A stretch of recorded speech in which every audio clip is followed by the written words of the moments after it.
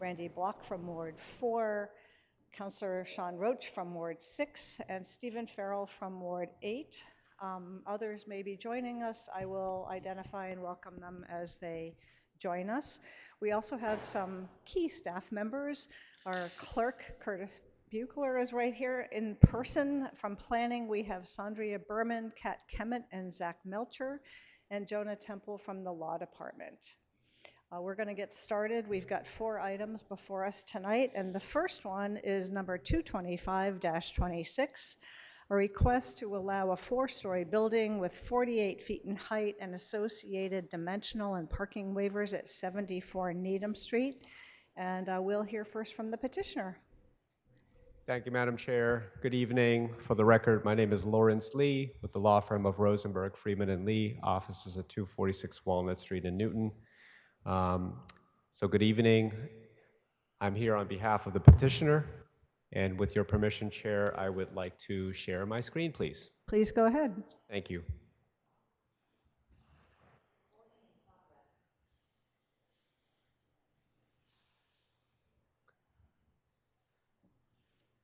Oh, let's see, I'm having trouble with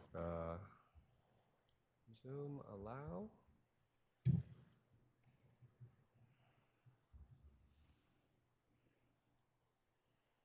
Oh boy, I have to sign off, unfortunately, because I have to change the settings, so I apologize.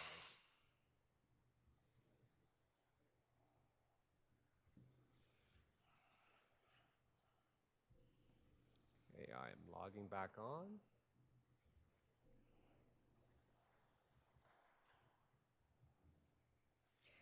While you're getting that up, I'm just going to welcome our new Director of Planning and Development, Catherine Farrick, has joined us online, so she's here too. Welcome, Catherine. Happy to see you. Okay.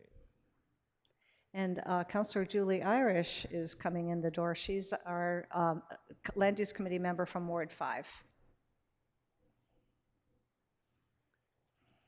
Okay, just need permission. Oh, also, I'm going to acknowledge Councillor Sean Roach, who has something to say about setting up the visibility for people who stand at that podium, including you, Mr. Lee.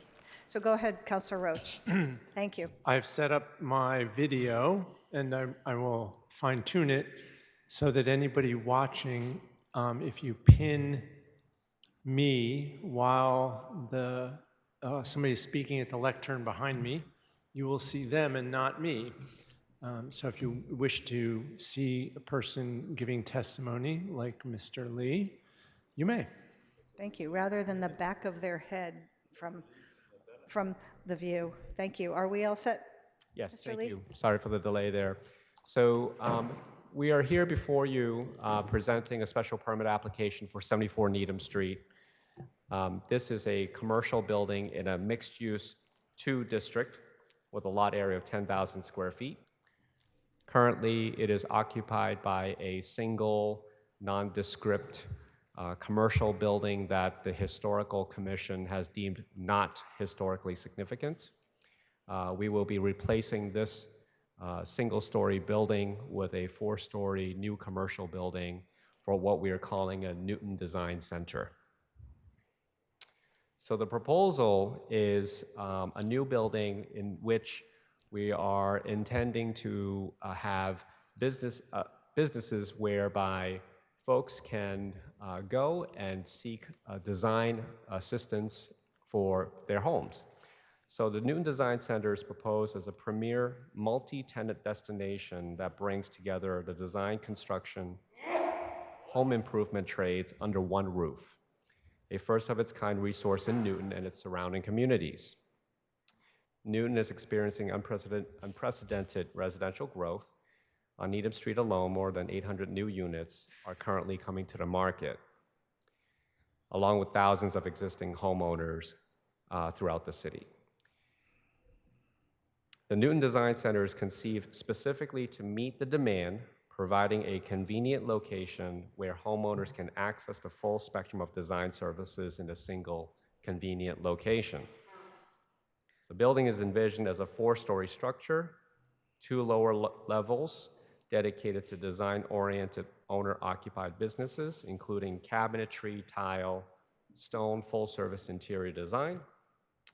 Upper stories are for audiovisual specialists, window treatments, shade companies, and the like.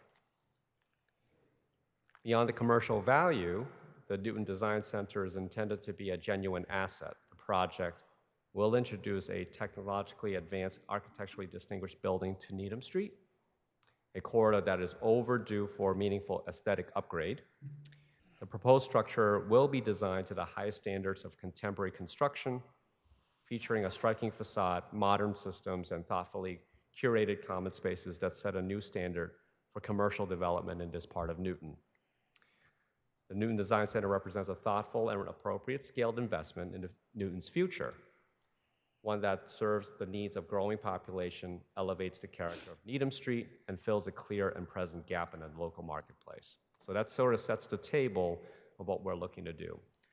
Location of this, if you can see my cursor, right on Needham Street, just on the southerly side, and we're located in an MU2 zoning district.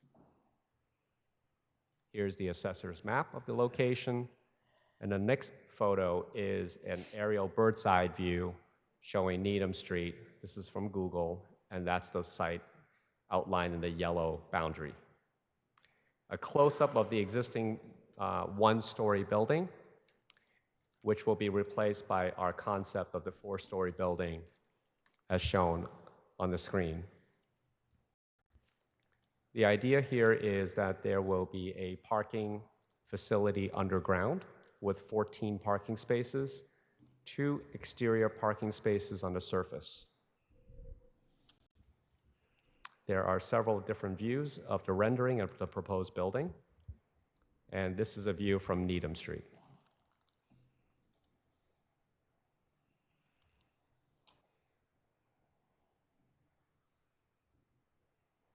I can go back to any one of these images if you like. We'll take you into the two-dimensional viewpoints and elevations. Just gives you a different perspective of the proposed building. These are all in your filing packets, and these are the side view elevations.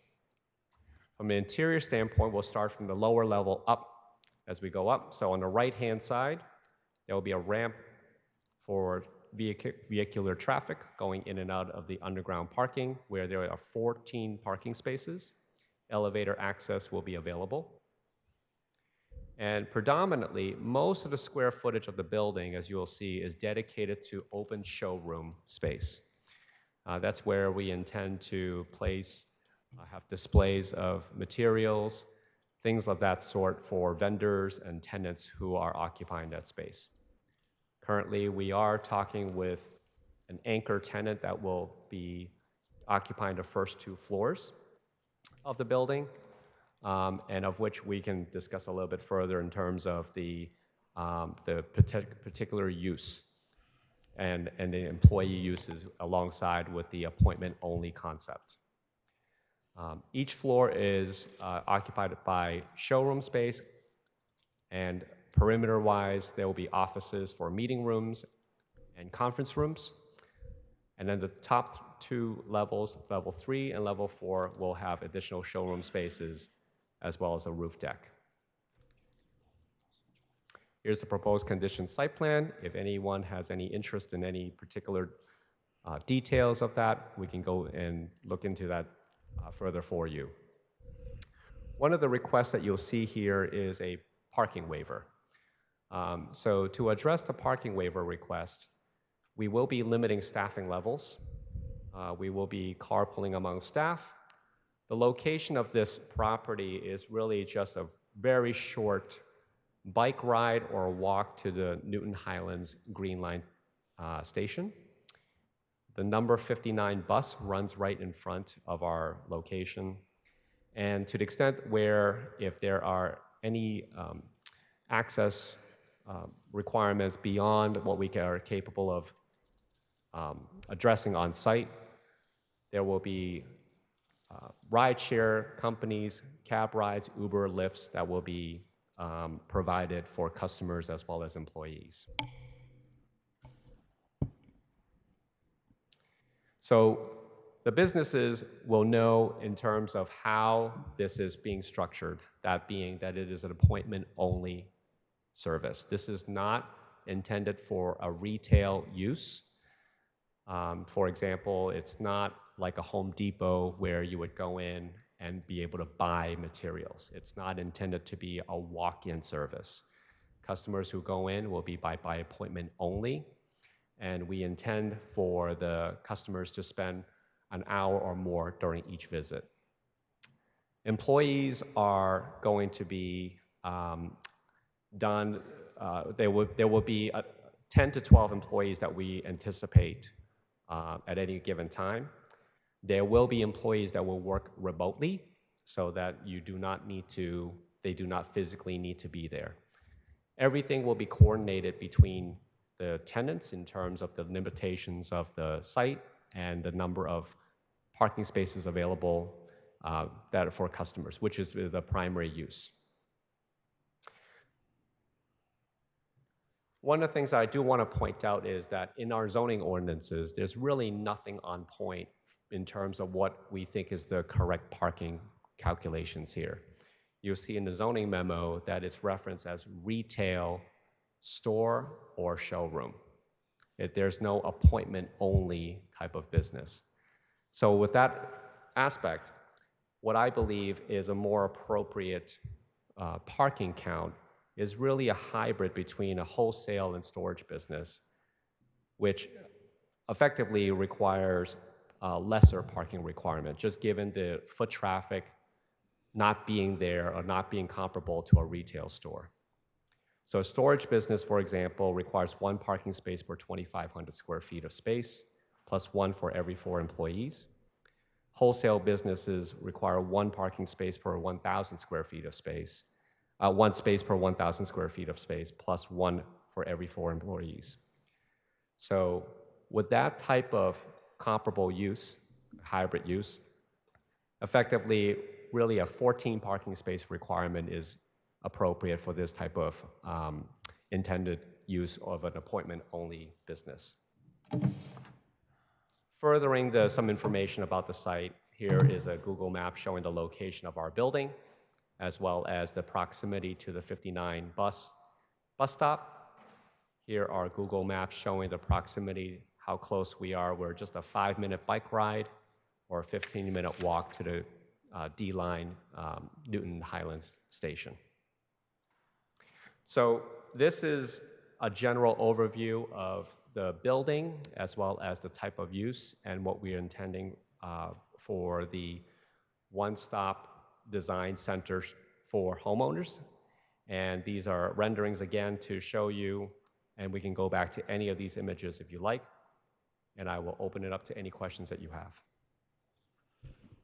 Thank you, Mr. Lee. Thank you. I'm sure there will be some questions. We will hear next from planning, but before we go there, I want to say that the Land Use Committee is now fully represented by all 8 members. Councilor Golden from Ward 7 has joined us on Zoom. We've also been joined on Zoom by 2 other fellow councilors who are not members of the committee but are very welcome. Of course, always Councilor Albright and Councilor Damobed. Thank you for coming. And now we will go to planning to hear what more they may have to say about this 74 Needham Street Newton Design Center project.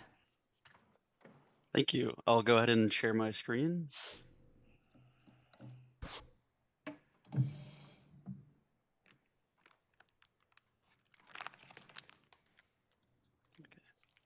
Good evening, everyone. My name is Zach Melcher, Senior Planner for the City of Newton. I'm presenting petition number 225-26, which is a special permit to construct a 4-story commercial building with underground parking, requiring relief for dimensional and parking requirements at 74 Needham Street. The property is located in a mixed-use 2 district, improved with a single-story commercial building constructed circa 1930. The property is surrounded by commercial buildings along Needham Street and multifamily and single-family dwellings to the east of the site. And in terms of the topography, the site is relatively flat overall. For the relief, site plan review is required for buildings between 10,000 and 19,999 square feet in a mixed-use district And in this case, the proposed building is 18,901 square feet. The proposed building will be 4 stories and 48 feet in height, where 2 stories and 24 feet are the maximum allowed. And I also need to mention that the site contains 2 retaining walls that exceed 4 feet in height. And this relief wasn't included in the original notice. So this item will have to be held tonight and re-advertised to reflect the retaining wall relief. Moving on, the existing non-conforming front setback will increase from 3.7 feet to 30 feet, where 15 feet is required. And a special permit is required to alter the existing non-conforming front setback. The proposal requires a waiver of 47 parking stalls. Per the ordinance, retail showrooms require 1 parking stall per 300 square feet, and 16 parking stalls are proposed for this project. Several parking stalls within the underground parking facility lack the required 5 by 9 foot maneuvering space, requiring a special permit. And the aisle width in the underground parking facility narrows to 22.8 feet, and a 24-foot aisle width is required for 90-degree parking stalls. And I'll read through the criteria here. The site is an appropriate location for the 4-story commercial building, which requires relief for parking and dimensional requirements. The proposed 4-story commercial building, as developed and operated, will not adversely affect the neighborhood. There will be no nuisance or serious hazard to vehicles or pedestrians. Access to the site over streets is appropriate for the types and numbers of vehicles involved. Literal compliance with the number of parking stalls required in the ordinance and dimensional requirements for maneuvering aisle width and restricted end stalls is impracticable due to the nature of the use or the location, size, width, depth, shape, or grade of the lot, or that such exceptions would be in the public interest or in the interest of safety or protection of environmental features. The proposed alteration of the non-conforming front setback will not be substantially more detrimental than the existing non-conforming front setback is to the neighborhood. And then I also have the criteria for the retaining wall specifically, which are: the lot presents challenging topography, which limits the use of the property such that it cannot be improved without the implementation of retaining walls over 4 feet in height. The proposed retaining walls over 4 feet in height will not adversely impact adjacent property, the neighborhood, or the public. The proposed retaining walls over 4 feet in height is the minimum structure necessary to allow the subject property to be reasonably utilized. And moving on to the analysis. The building's commercial use is consistent with the existing commercial character of Needham Street. Planning notes that the proposed building exceeds the height of abutting properties, which consists of 1 or 2-story commercial buildings. The proposed business will be an appointment-only home design center, which limits the volume of client traffic and reduces the need for the required 63 parking spaces. As pointed out by the petitioner, the site is within 0.7 miles of the Newton Highlands MBTA Green Line station and is directly on the route of the MBTA 59 bus route. Both of the non-conforming side setbacks will be increased to meet by right standards. And the proposed FAR is compliant with the maximum 2 at 1.89. And with that, I can also go ahead and pull up the site plans. Let me.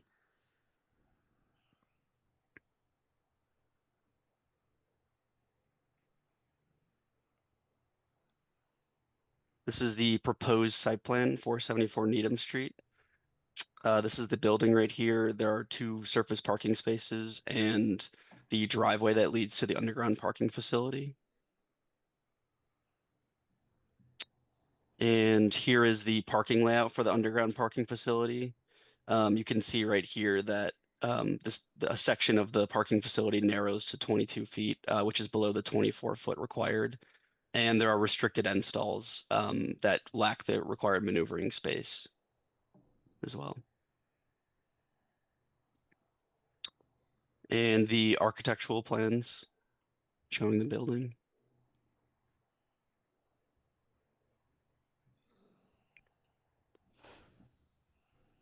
And with that, I'll turn it back to the committee. Thank you, Mr. Milcher. We've just been joined in person now, despite what I said before about Councilor Golden being online. He's here in person in the chamber. Are there any members of the public who would like to ask questions or make comments Val, is that you raising your hand? No.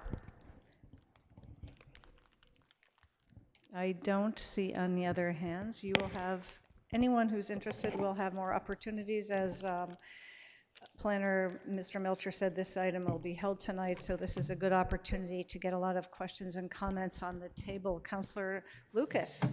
Thank you, Madam Chair. Mr. Lee, welcome. I saw the rendering in it. I was not expecting it to look like that. So whoever the architect is, well done. Just a couple of quick questions. We're not voting on this tonight, so I don't want to take up too much time.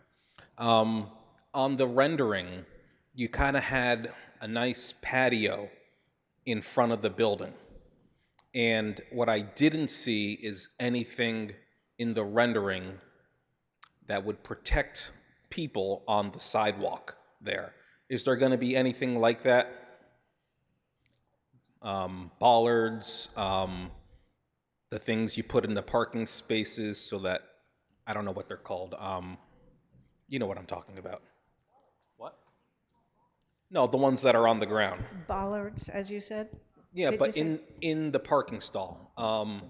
It's almost like Curb stops? the bumpers, the Curb tire stops, stoppers. whatever they're called. Yeah, I don't know what, yeah. So something like that, just to protect people. Yeah, I think we are required to install those. Okay. Yep. And I don't know. Once constructed, if approved and constructed as presented, is your client able to make any modifications to add more parking underground once it's completed? Not without your permission. Right, you would need our permission, but it's capable of doing that. I think we maxed out the space. Are you talking about the below grade? The below grade. I think we've already maxed out the area in which we can put a parking space currently. So there's 14 at the moment we're proposing, and the other areas are for elevator, mechanical rooms, and things like that. Okay, all right. Thank you. Sure. People are going to be shocked I'm going to ask this question. Is there bike parking available? I don't believe there is. Okay.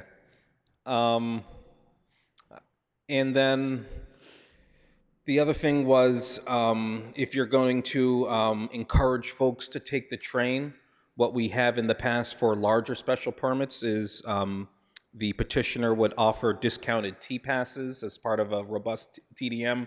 Is that going to be here? I've already spoken to my client in advance of that, and that's something that he's willing to do. Yes. They are going to do that? Yes. Okay, Yes. good. And then my questions for planning for the next committee meeting, if possible, we could get that conditioned about discounted T-passes and also other potential conditions. Mr. Lee has said that they are going to have employees carpool. I don't know if we need a condition for that. And then we definitely need a condition for the 10 to 12 employees on site. That's all I have for right now, but other than that, this looks promising. Thank you. Thank you, Councillor Lucas. As you said, we're not voting on it tonight, but it's a really good night to get questions, comments, and suggestions back to the petitioner. So I'm glad you mentioned the things you did. Next is Councillor Block, followed by Councillor Leary. Thank you, Madam Chair. The petitioner appropriately spent some time on the parking waiver relief that's being requested, and my questions are really targeted for the planning department. First, maybe most important, what is the potential future use of this building if it should be built as proposed? And would the future uses perhaps need more parking than this particular use? Have you discussed that eventuality, that possibility? My understanding is that the petitioner is intending to use the building as the retail showroom or home design studio, which requires one parking space for every 300 square feet. And if that use were to change, then the parking requirements may change as well.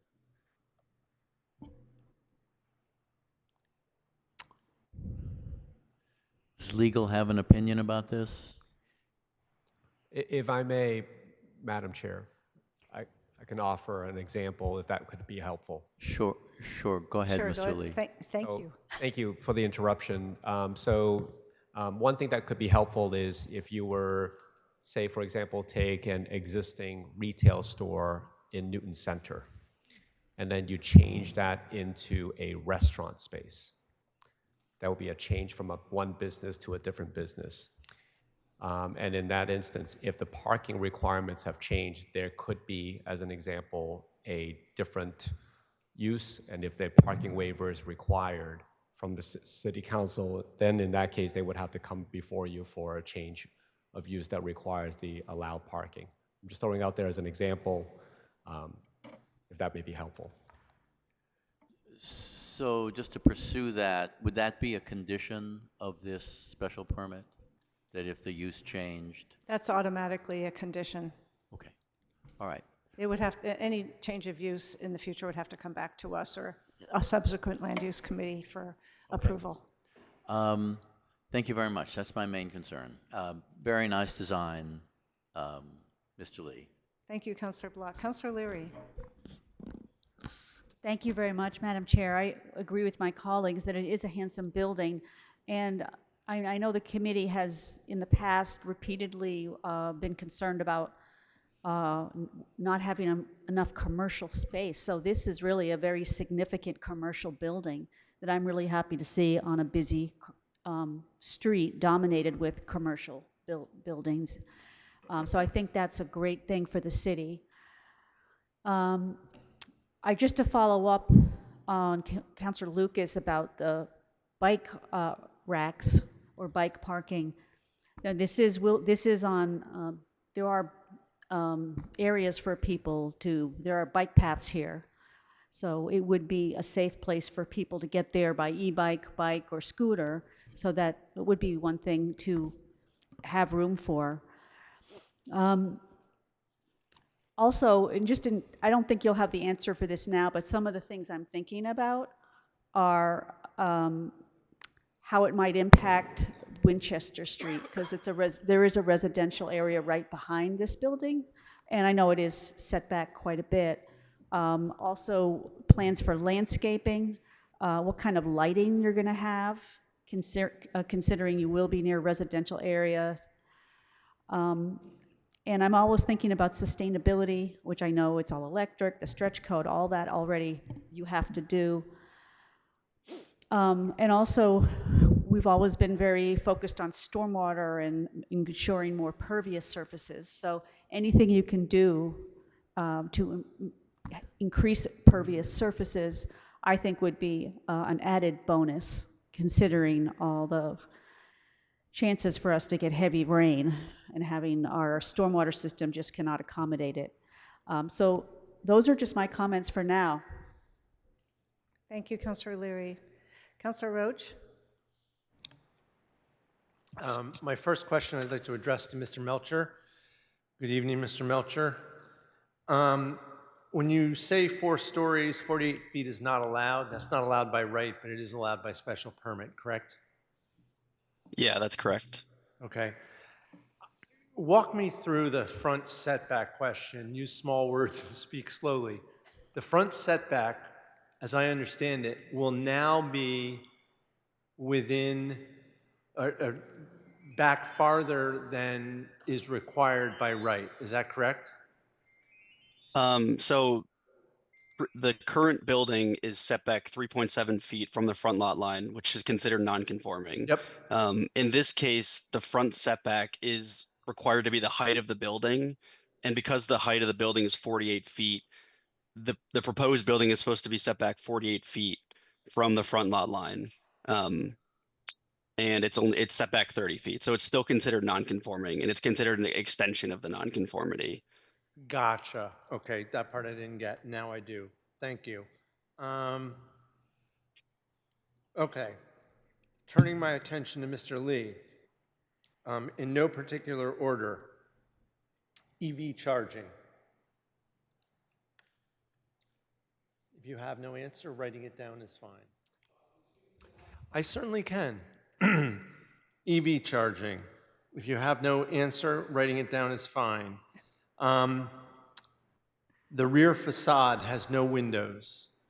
I think that that is detrimental to the neighborhood. I think that from the residential view, and I know that it's far away because it is inset from the rear of the commercial area, the border between the commercial and it's much closer to Needham Street. The back of the building would be much closer to Needham Street than the back of other commercial properties. I get that, but I still think the rear facade should have some glazing. In terms of the bus stop, I don't know that there is a shelter at Columbia Avenue, but it would certainly be, or at Easy Street, and those are the two stops. One is the southwest bound stop, the other is the northeast bound stop. It'd be great if the petitioner were willing to contribute to shelters for the bus stop. Great point by Councilor Lucas on the bike parking. I think a very interesting question by Councilor Block about future use, and I hope the building is built for future use, even if it requires a parking waiver in the future, but I think it's an important consideration and an important question. Okay, now let's really talk about parking. I think it is a colossal waste of money to build underground parking on this site, and let me tell you why. Needham Street has an excess of parking not seen in any other place in the city with the possible exception of the Stop and Shop on Washington Street. Washington Street? No. Watertown, California. The lots around the petitioner's lot are filled with frequently or chronically empty spaces. Rather than build an underground lot, I would much prefer to see the petitioner negotiate the right to park elsewhere.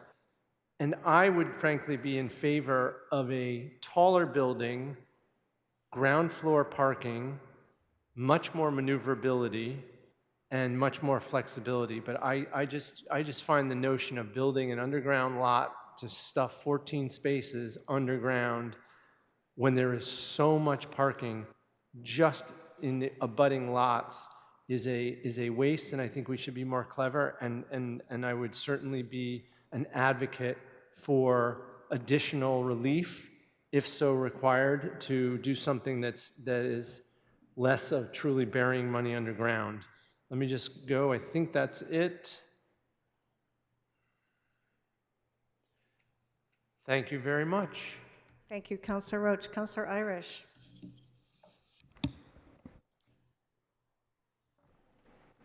Thank you, Chair.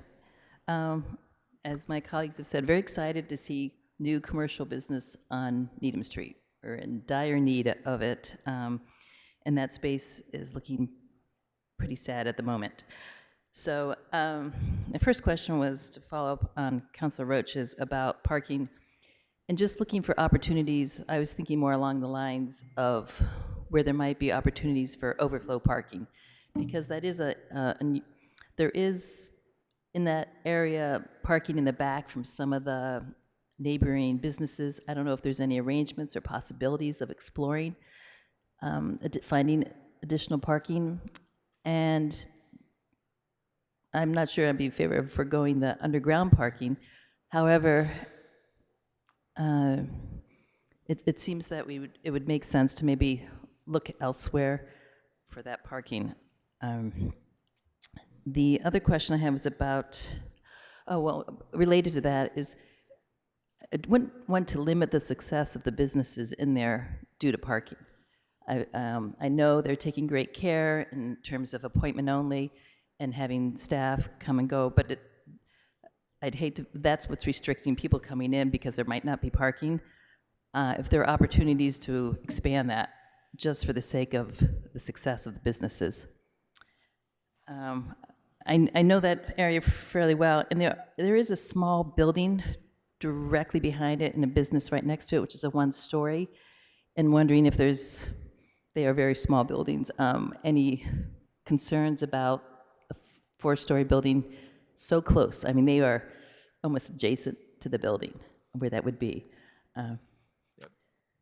If I may, my clients actually went up and down Needham Street showing plans to neighbors, and everyone has been very, very supportive Oh, of the great, proposal. that's So they have definitely shown plans and talked with our direct abutters. including the businesses that, All around, whoever they could reach, all Adjacent. up and down, right, exactly. Yeah, 'cause So there's we can the- certainly talk more in terms of. okay. No, yep, thank you, 'cause who there we are have some reached. very close quarters in that Sure, in that section. absolutely, understood. Thank you. That's good to hear. The other concern I have, during they redid Needham Street very recently and put in the bike lanes, and also with the goal of reducing curb cuts all along Needham Street. And do you know how many curb cuts are you adding to any to the existing? Are there 2 curb cuts going into the? There are 2 curb cuts. There's actually one currently, a very big curb cut there now for the exterior parking facility. So there's one curb cut that leads right to the front of the proposed building, and then a second curb cut to the right of that leads to the underground parking. Okay, yeah, that just to, because I know there's so many curb cuts, and in terms of making that the newly installed bike lanes friendly to cyclists, just in terms of placement of where those might be, and along with the bike lanes to be considered of that. I know they're actually redoing some of the bike lanes right now to line up with the bus stops. They had to redo some of those, so just to keep that in mind.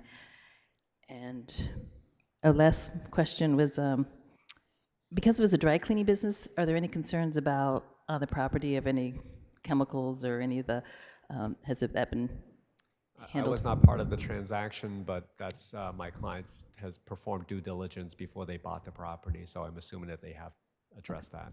All right, okay, thank you. Thank you you very so much. much. That's it. Thank you, Councillor Irish. I'll probably be coming back to you for a motion to hold once we finish our conversation. Councillor Golden. Thank you, Madam Chair. Just to pick up a bit on my colleague Councillor Irish's question regarding abutters, and I just want to be precise about what we heard.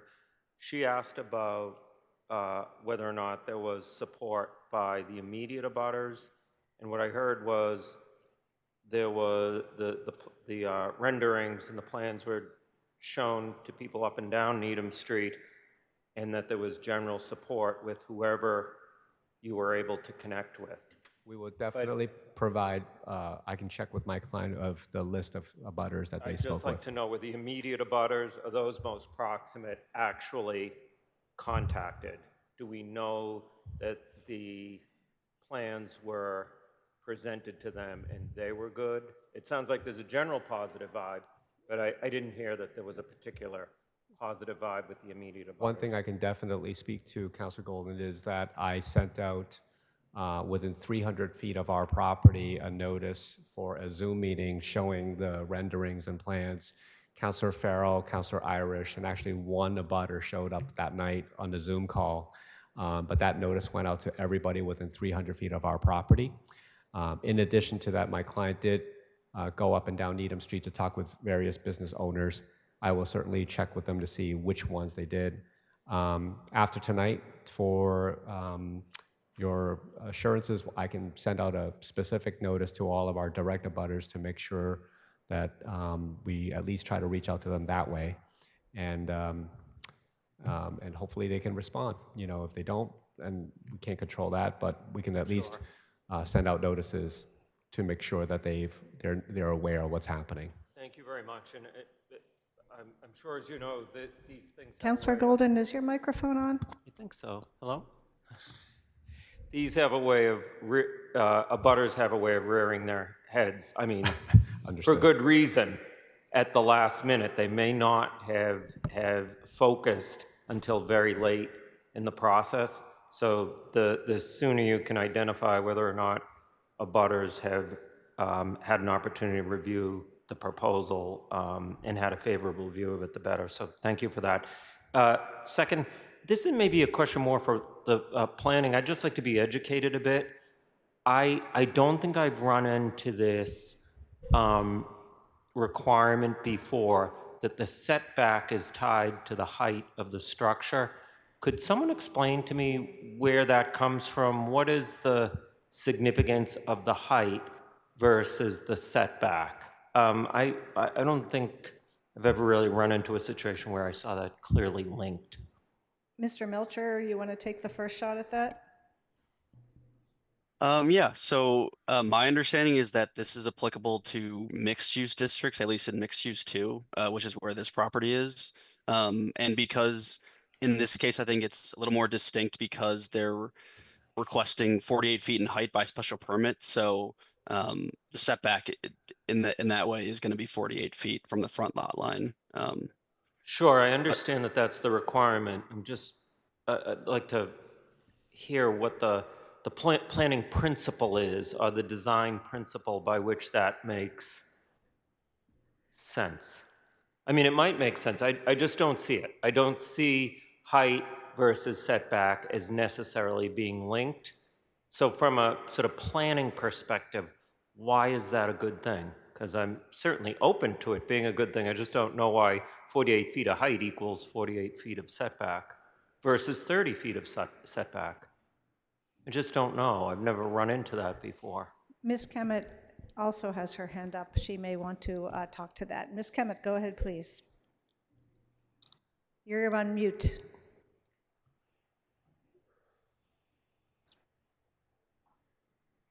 There you go. Sure. Great. I don't have too much more to add to that.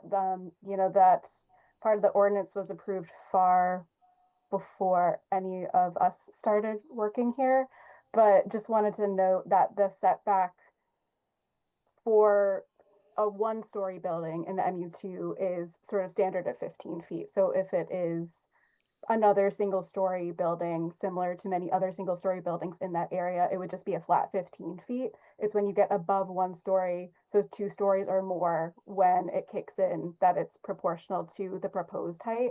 And I guess the thinking there is, you know, if you're proposing a 48 feet tall building, that's pretty tall for that area. So you would want a bigger setback. So I don't know that that's a sort of perfect way to do it, but that's the approach in that section of the ordinance. No, I appreciate the explanation. I appreciate the thoughts. I still don't get what the sound planning principle is behind it all. There are plenty of instances where, you know, this is a city that is a suburb and a suburb that is a city. So sometimes it's one thing, sometimes it's another.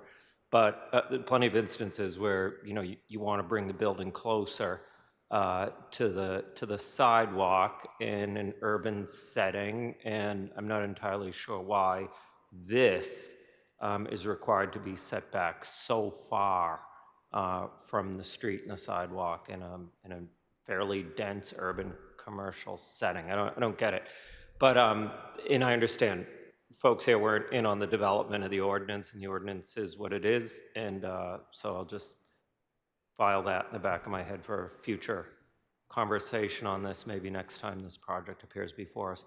And finally, and I apologize, I feel like this may have been mentioned, the appointments.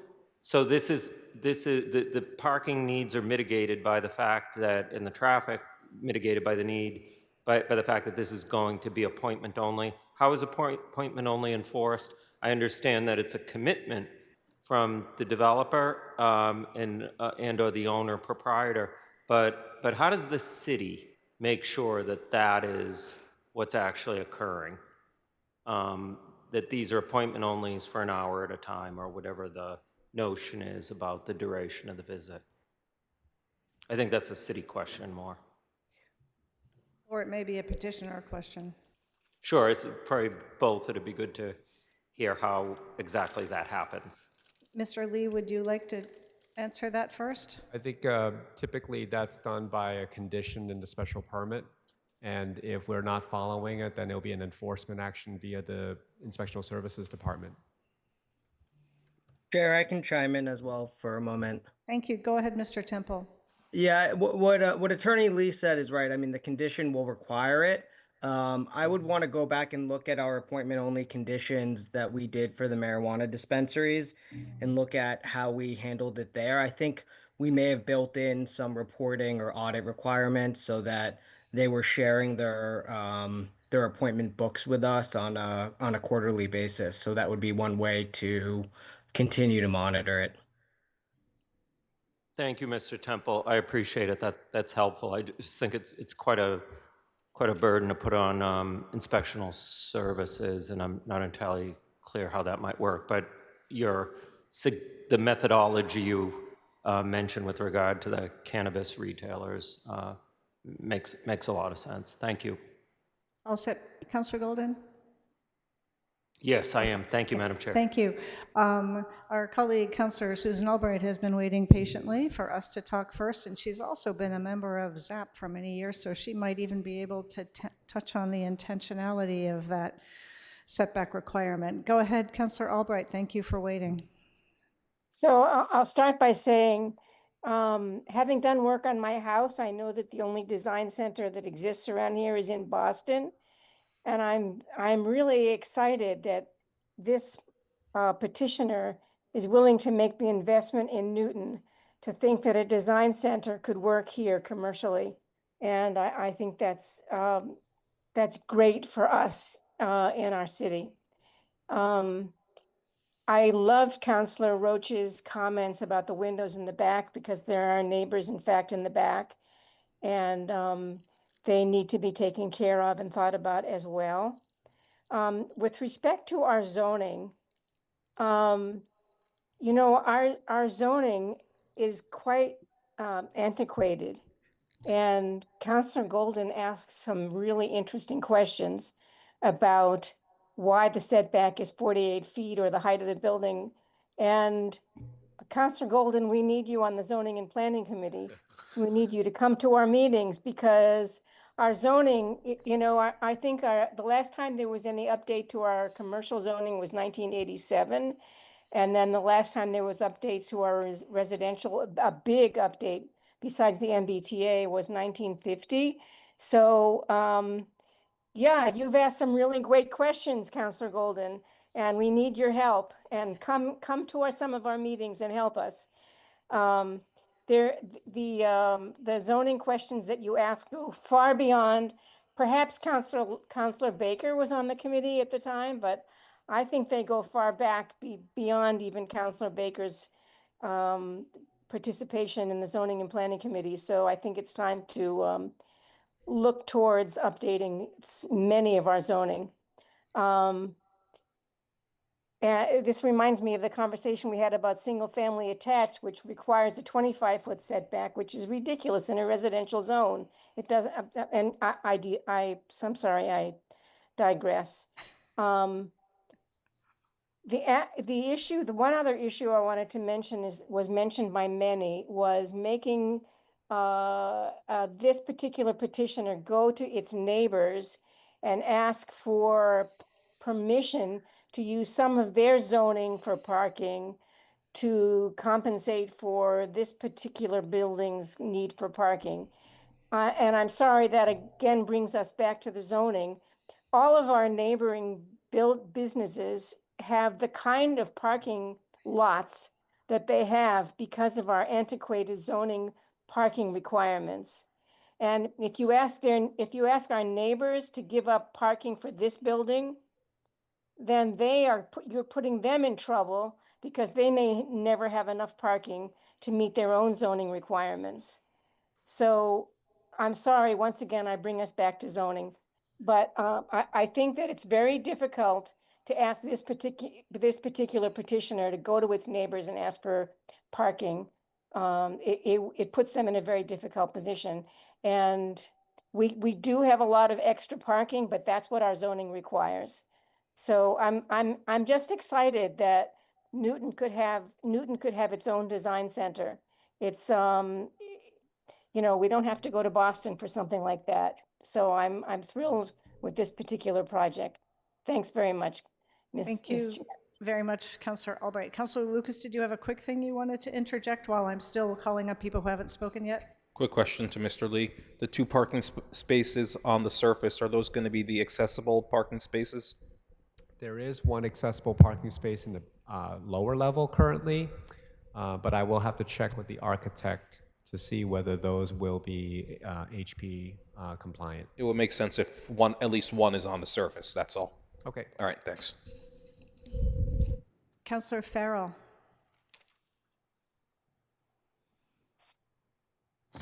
Thank you, Chair.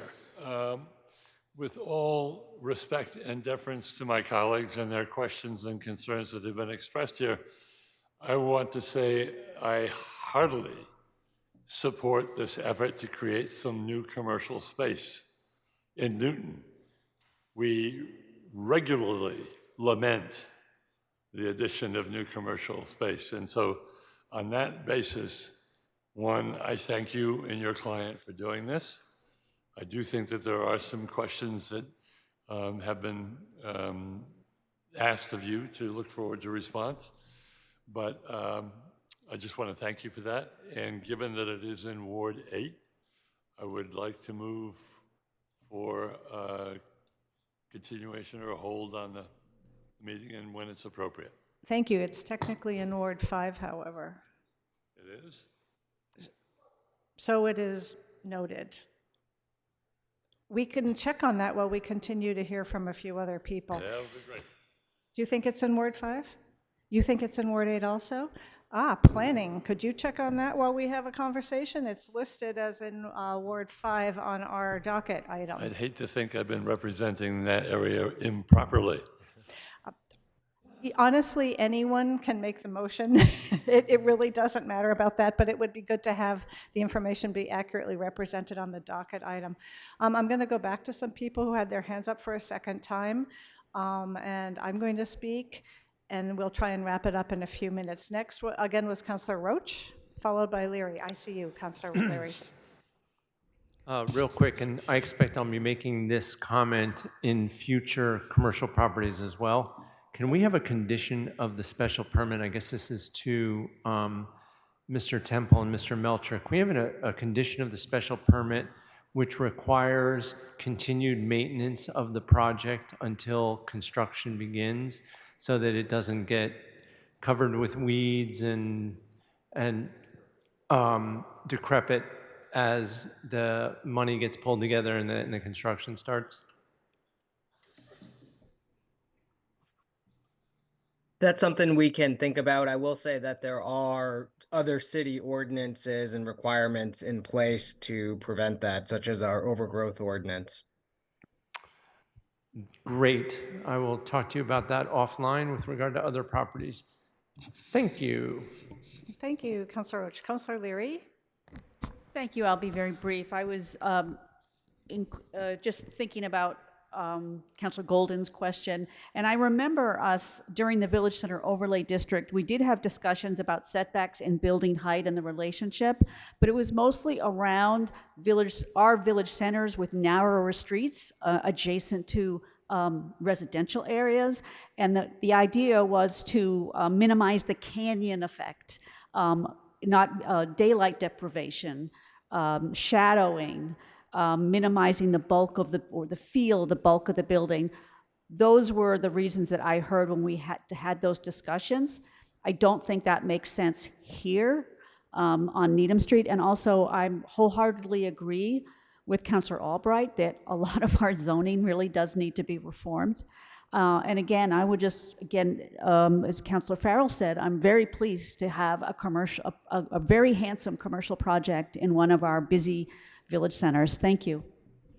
Thank you, Councillor Leary. I'm going to go back to Councillor Block, and then I think we're going to wrap things up. Yes, I'll be brief, Chair. Thank you.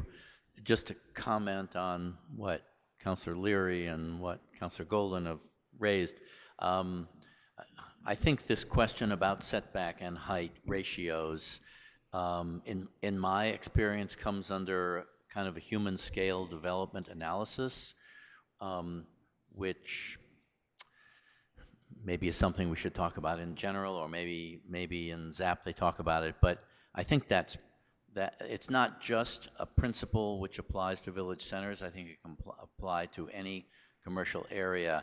And it's, yes, a lot of it has to do with shadows, but feeling of open space and comfort for pedestrians and customers. And one can debate what this ratio ought to be, but I think there's a general desire that at least within this concept and within certain parameters, that a relatively tall building should have a relatively large setback. So that's just comment on that. Thank you. Thank you, Councillor Block. A lot of good questions and comments have been made by my colleagues, but I want to reiterate a couple that seemed important to me and mention one or two that were not raised yet. First of all, I think this is a really unique use in Newton, as people have said, a very appreciated use, something that will add to the commercial aspect and just the whole variety of uses, so I applaud that. Councillor Leary took the word that kept occurring to me out of my mouth, which is a very handsome design, really a handsome building. I heard about it and I was thinking it was going to look like some kind of a warehouse, and it's not. And that's not usually something in our purview, but I did want to mention it and compliment your design team and your architect on that. It's also relatively low intensity for a large size, given the appointment only and the 8 offices. I think that it's not going to bring a whole lot of uncontrollable traffic and parking problems to Needham Street, so I appreciate that about it. I was thinking too that asking neighbors if they approve neighboring businesses is one thing, but what I had heard was to ask if they were willing to share their parking. But Councillor Albright raised an interesting point about that. You don't want to jeopardize their permits, but perhaps there is some legal shared parking situation that they could still have the parking they need, but be willing to share some spaces with this use in different hours or something like that. On the suggestion that Councillor Golden go to ZAP, I hope that he will only visit ZAP and not leave land use. I'll speak on behalf of the Land Use Committee. We don't want to lose you to this committee, but feel free to visit them and give them your input, because your comments are really helpful to both committees. And I'm just sort of joking about all of that, but I do hope you don't abandon one, because you can only be on either Land Use or ZAP, and we like you here. I'm not sure if Mr. Melcher, were you able to establish whether this is actually in Ward 5 or 8? And it doesn't really matter that much tonight, but if you have an answer to that, we would be interested. Yeah, I went back and I looked at the GIS map in the assessor's database, and it looks like it's in Ward 8. Ward 5 is across the street but they're both along Needham Street, but it looks like it's in Ward 8. Well, I'm happy to hear that, because Councillor Farrell wanted to make the motion, and I really wanted to let him make it. And so I am going to let him make it. My other comments, which no one has mentioned, and these are things that I always am particular about, is about the parking dimensions. I'm not very happy with the reduced maneuverability of those end spots, nor am I with the 22 point whatever it is aisle width versus 24. And I know that you're constrained by the space you've created. No room to add extra parking there, but this is a new building, and for me, it's even more important when it's in underground contained parking garages, because you're talking about very hard walls to contain you. So I'm not thrilled with that undersized aisle width, and the difficulty with I think it's 2 of the end stalls lacking the space for adequate maneuverability. So if they can somehow take another look at that, that would please me as a site planner and landscape designer, and I've designed way more parking lots in my life than I wish to admit in public. I would like to go now to Councillor Farrell to make a motion to hold this item. It is with great pleasure, now that it has been confirmed that I am representing a full Ward 8, that I move to put this on hold. Is that correct? Perfect. Thank you. I think we can do this by a voice vote. Also, do you agree, Clerk? We can do a voice. Just all in favor of hold, please say aye. Aye. Is anyone abstaining? Did anyone abstain? Abstain or object? No, that's unanimous. We will see you again, Mr. Lee. Thank you. And we're going to keep the public hearing open, of course. Thank you. Moving on to the next item, yay. If we can keep to this pace, we'll be out of here before midnight. Is number 257-26, a request to exceed FAR and further extend non-conforming facade ratio, stories, and front setback at 99 Oakdale Road. On this one, I think we'll hear from planning first. Mr. Melcher, this is you also? Yes, thank you. I'll go ahead and pull up the presentation. Thanks.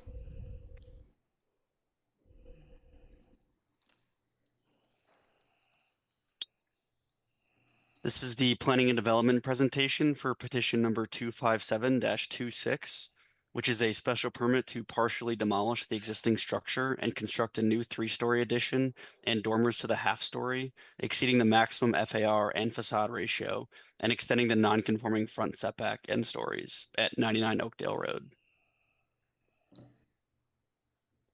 The property is located in the Single Residence 3 district, improved with a single-family dwelling constructed in 1928. The neighborhood is residential in character and consists primarily of single-family homes. The site is relatively flat with a slight decline from the front of the property to the rear. And there are several existing trees in the property which will not be affected by the proposed construction. And for the relief, the petitioner proposes to partially demolish the existing dwelling and construct a new 3-story addition and dormers to the half-story of the dwelling. The FAR will increase from 0.44 to 0.68, where 0.48 is the maximum allowed. The facade ratio is considered non-conforming. The existing is 67.5%, and this will be increased to 70.7%, where 60% is the maximum allowed. The non-conforming front setback will decrease from 23.9 feet to 23.1 feet. And in this case, the requirement is 24.6 feet based on the averaging, although the setback is still considered non-conforming. And the proposed 3-story addition in the rear and the dormers that will be added to the half-story will further extend the non-conforming 3.5-story dwelling. Here's the criteria. The proposed additions which exceed FAR are not in derogation of the size, scale, and design of other structures in the neighborhood. The site is an appropriate location for the proposed additions which exceed FAR and further extend the non-conforming front setback, facade ratio, and stories. The proposed additions which exceed FAR and further extend the non-conforming front setback, facade ratio, and stories as developed and operated will not adversely affect the neighborhood. There will be no nuisance or serious hazard to vehicles or pedestrians. Access to the site over streets is appropriate for the types and numbers of vehicles involved. The proposed alteration of the non-conforming front setback, facade ratio, and stories will not be substantially more detrimental than the existing non-conforming structure is to the neighborhood. In total, the additions will add 1,518 square feet of gross floor area to the dwelling. And as I mentioned, the FAR will increase from 0.44 to 0.68, where 0.48 is the maximum allowed. The increase in FAR can be partially attributed to the small lot size at around 6,400 square feet. And the midpoint of the basement is higher than the average grade, which means the basement counts as the first story and the structure is considered 3.5 stories. The existing non-conforming front setback will be slightly reduced from 23.9 to 23.1 feet. It's still considered non-conforming, but it's brought slightly closer to compliance. The work proposed complies with side and rear setbacks, height, lot coverage, and open space. And although the petitioner may not be able to construct substantial additions to the dwelling without exceeding FAR, the planning department recommends that the petitioner consider bringing the FAR closer to compliance. And I will also go ahead and pull up the plans for this project. Thank you.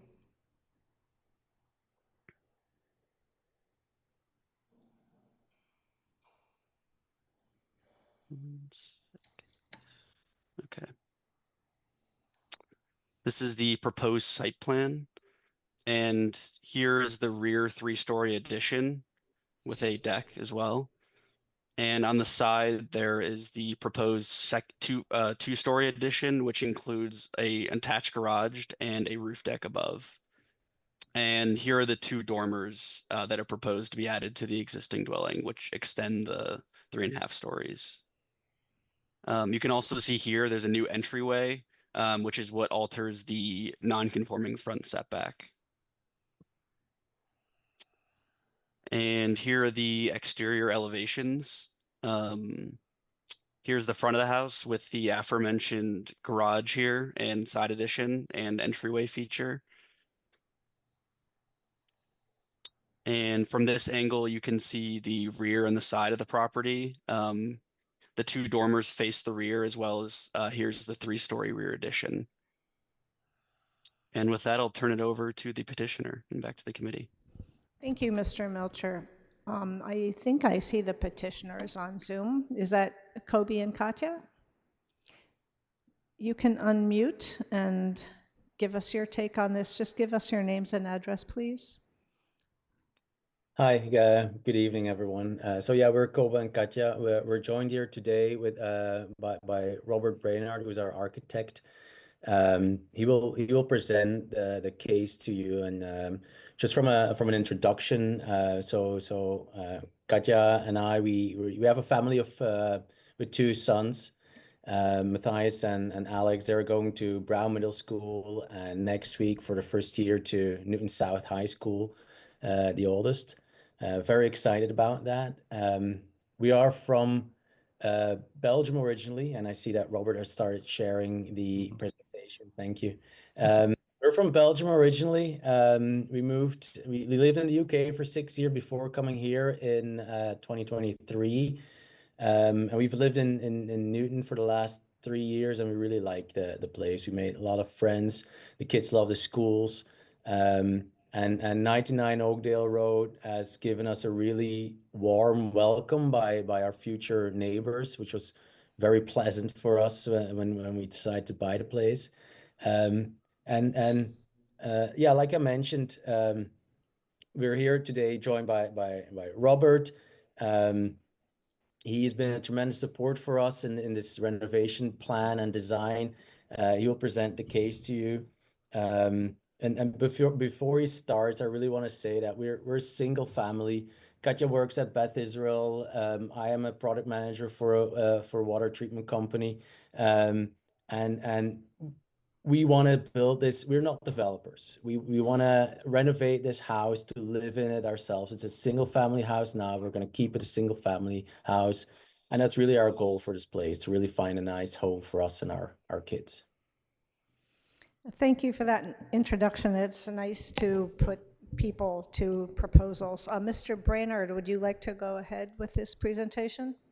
I would. Thank you, Madam Chair. My name is Robert Brainard with the design firm Joe the Architect. We're based out of Somerville. As Kobe mentioned, I'm responsible for the design here and representing them as we get through some of the more technical elements of this application. So we'll just jump right into it. We have a package. I want to thank Mr. Melcher.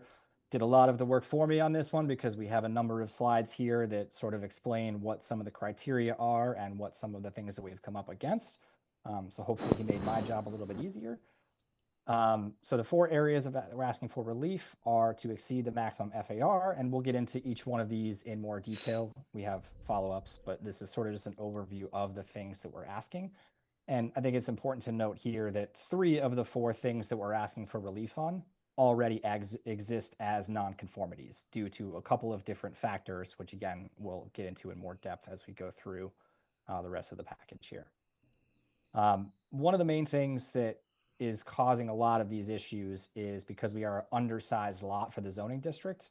We are required to be 7,000 square feet in the SR3 district, and ours is 6432, I believe. We have that in there a little more. We're going to cover where the floor area actually is because of the grade and the existing topography of the site and the existing floor elevation of the current structure. We'll talk about the 4 things that we're asking for relief, and then essentially the criteria that you guys all are aware of that need to be considered as you make this decision of whether or not to grant this petition.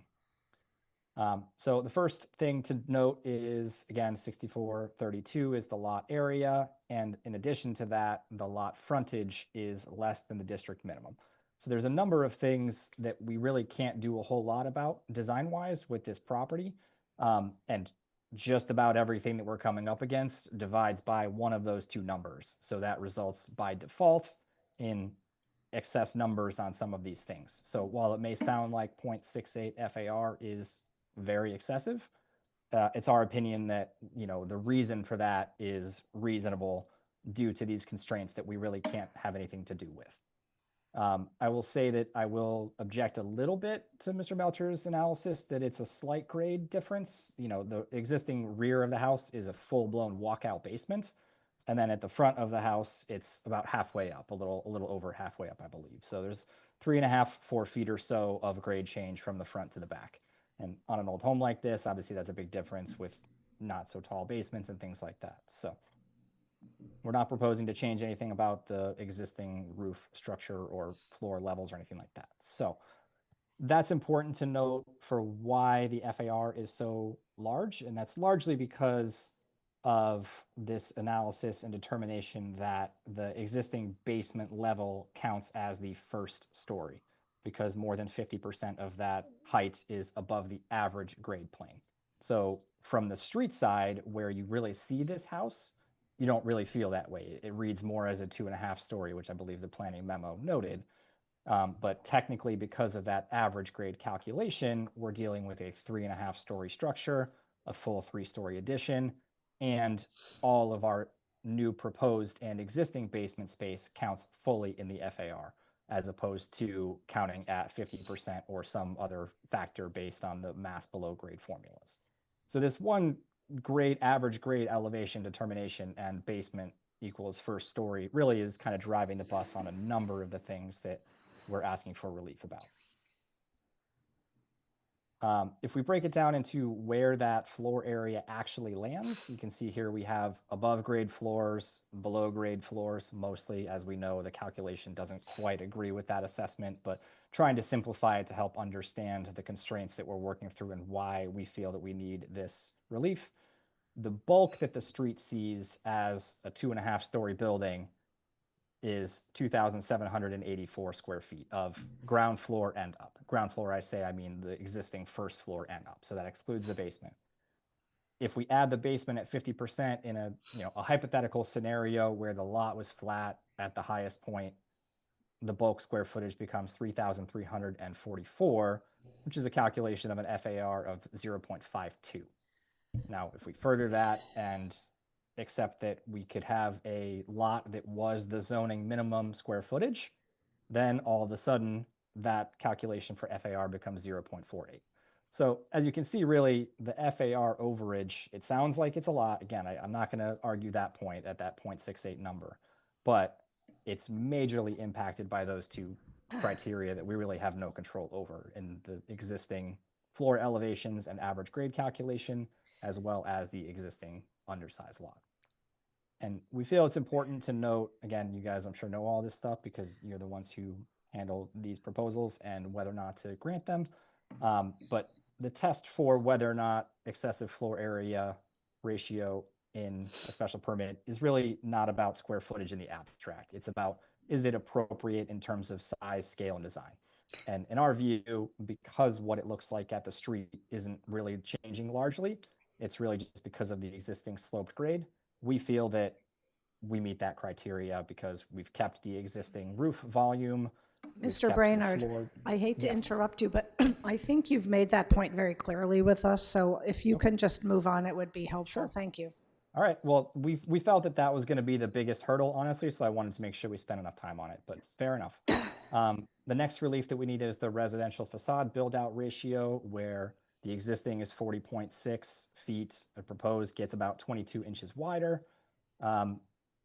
So the numbers are the numbers. Again, don't know that we need to factor that in a whole lot. But again, this is also impacted by that basement equals first floor categorization. So we can move on from there too. I'll try to pick things up a little bit. As mentioned, the front setback relief required due to the averaging distances of the neighboring properties is really just due to this architectural element that exists on the side. There's a wing wall that sort of frames the entry. The actual building itself is set back at 25.1 feet, and that's just a design aesthetic choice that we can show you a little bit more. But that's really what it is. There's no habitable space in that encroachment. There's no interior floor area, none of that. It's literally just a wing wall that sticks off of the front entry.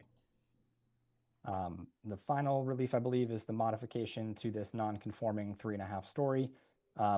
Special permit is the relief is to modify the existing rear-facing dormer, and we're essentially splitting it up into two. But as noted by the lack of relief for this, the dormers themselves satisfy the requirements for maximum total width on the roof plane, all those things like that. And then the 3-story addition on the rear is only 3 stories again because of that grade elevation and the topography sloping off to the back. Most of the dimensional restraints are fully conforming, as you can see here, so we don't need to touch about that too much. There's one thing that I just want to point out is that the building height number on the drawings does appear to change, but that's not because we're raising the roof. That's simply because of the regrading, and that average grade calculation is changed based on the footprint of the building and some of the adjustments that need to be made for grade. So the roof is staying, the ground is going down essentially. So we just have a couple of proposed rendered views of this, the new construction home. As you can see, the site topography is doing a lot of the heavy lifting here in terms of what we need relief for. The stone is the foundation base, and that's what we would say kind of is the basement level that zoning considers the ground story, and then everything up above that is, just as it always has been, a 2.5-story structure.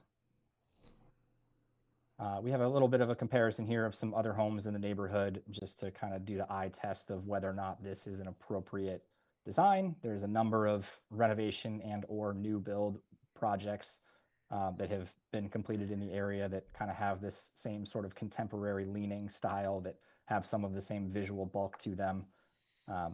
So that's our take there, is that those are fine. Again, we went to historic. They voted that neither the main house or the garage structures were preferably preserved, so there's no demolition delay, any of that kind of stuff. None of that applies. So I think in summary here, these are the criteria that Mr. Melcher laid out for you. So I think the main thing to kind of hammer home again is just that from the street level, the look isn't really changing all that much, and that's what is driving a lot of the criteria for the relief, is just that additional space that's kind of created as a result of the footprint of the building and the additions, along with the topography of the site. So I think with that, we have an appendix that has the drawings as well, but I know that was already shared. So that's all we have for you tonight. Thank you for that. I just have a quick question that might be helpful for all of us. You just had that rendering up of what it might look like. Is that a massing rendering, or is that actually the contemporary look and finish of the building that you're envisioning? That's the actual proposed finish product. Thank you. Okay, let's see if there are any members of the public who would like to ask questions or comment on this. And then you folks will probably be asked if you did reach out to your neighbors, and we'll hear about that. I don't see anyone in the chamber. I see Craig with his hand up, followed by David after Craig. Craig, why don't you go first? Give us your name and address, please. Hi, my name is Craig Zevin. I live at 95 Oakdale Road, which is immediately to the right of the property we're looking at. And I just wanted to say that Kobe and Katya have been really proactive in reaching out to us, showing us designs. We're very excited to invite them to the neighborhood as the people who look at the current house the most. It has not been updated in a very long time.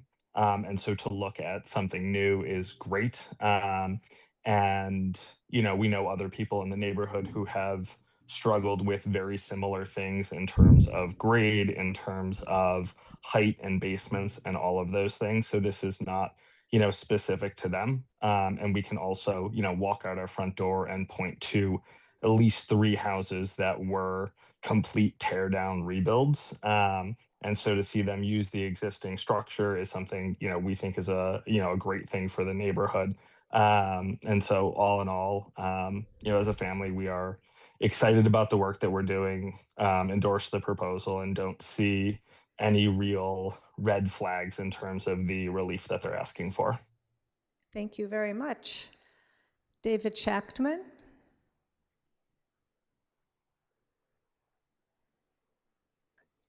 Can you hear me? Yes, we can. Thank you. Go ahead.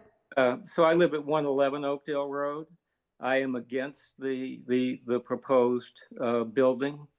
I think that 3.5 stories is much higher than anything else on Oakdale Road, and that it will stand out and not conform with the look and the rest of the street. I think that Oakdale Road and the surrounding areas are one of the few remaining parts in Newton that are affordable to many people. And affordable housing is really important in Newton. And I don't think that it is a good policy to take the areas that are affordable and to build a 3.5 story structure with that many square feet, which is going to be unaffordable for many people. It's not in the character of the street. It's totally different than any other house on Oakdale Road.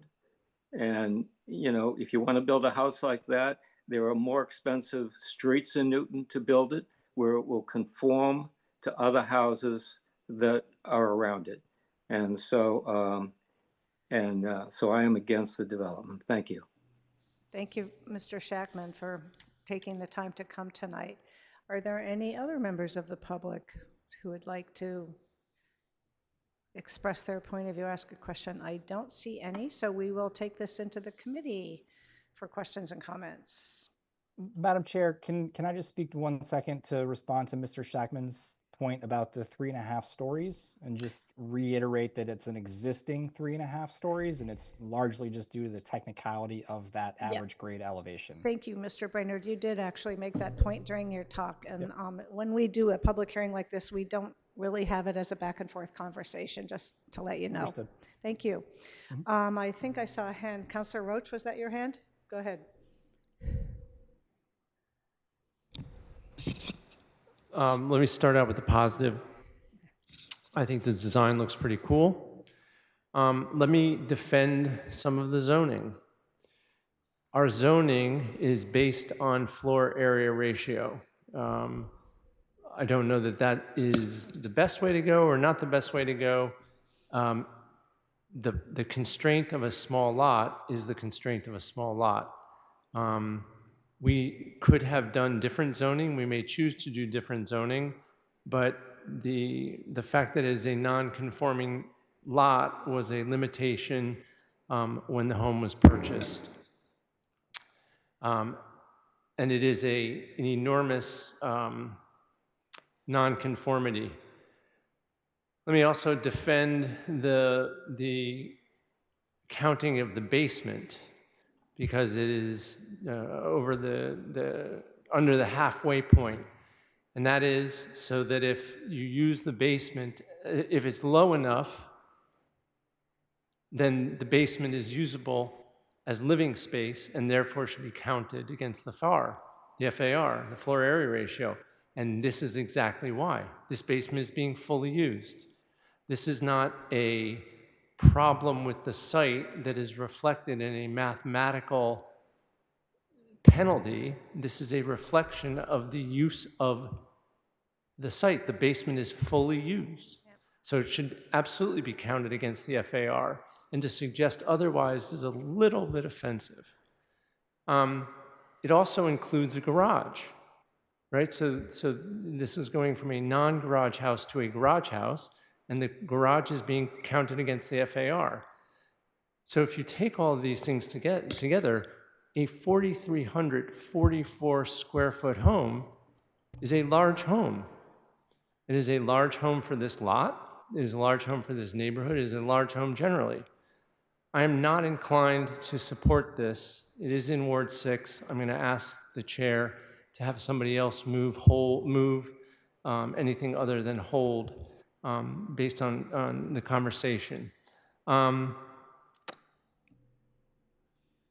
It would be better to know specifically who you spoke to among the neighbors rather than a general, we talked to, which neighbors did you talk to? Is there any documentation of their support? Is there any documentation of their opposition? That would be useful if you're coming back. Let me just check my notes. Yeah, so I'm not sure how I'm going to vote tonight, but I'm not inclined to support this in its current form. Thanks. Thank you, Councilor Roach. Other members of the Land Use Committee? Councilor Leary, followed by Lucas. Thank you, Madam Chair. I have a question for the petitioner, Mr. Brainerd and Ms. Tyson DePepa. Apologies if I mispronounced your name. Normally, when we have a project like this, and we heard it in the last petition, that it's helpful that there is a neighborhood meeting, or if you solicited input from your abutters with a letter or a Zoom meeting. Did that take place? Yes, for sure. We went around the neighborhood. We talked to our closest neighbors, people living across the street, and people living next door to us. And we showed on the plans. I don't think anyone sent in a letter, and there's no written statement of those meetings. But we did have Craig joining us today, and then thank you for the kind words, Craig. But so yeah, I think that attests to our effort of making sure that the neighborhood is informed. Okay, thank you. Just so you know, it's helpful if, and hopefully you don't have to go through this process again. It's helpful if the neighbors send in letters in writing before the meeting or comment, like one of your neighbors did tonight who lives next door to you. Just to give you a heads up on that. We heard from Mr. Brainerd that the height is going to be more or less the same if you're standing on the sidewalk and looking up at it. Is that correct? Yeah, that is correct. The existing roof massing ridge height is not changing. It's just the numbers change because of the calculations. Yeah, because of the exposed basement counting towards the FAR, and it's a full story, right? Yeah, but that doesn't really play that much into like the total roof height. Like the reality is that roof framing is staying where it is, but the ridge height calculation becomes larger because of the footprint and 6-foot offsets to those calculation numbers where it comes from. And this is a partial demo, correct? Yeah, that's right. Okay, what part of the building are you demolishing? There's an existing kind of dilapidated screen porch on the right side of the building.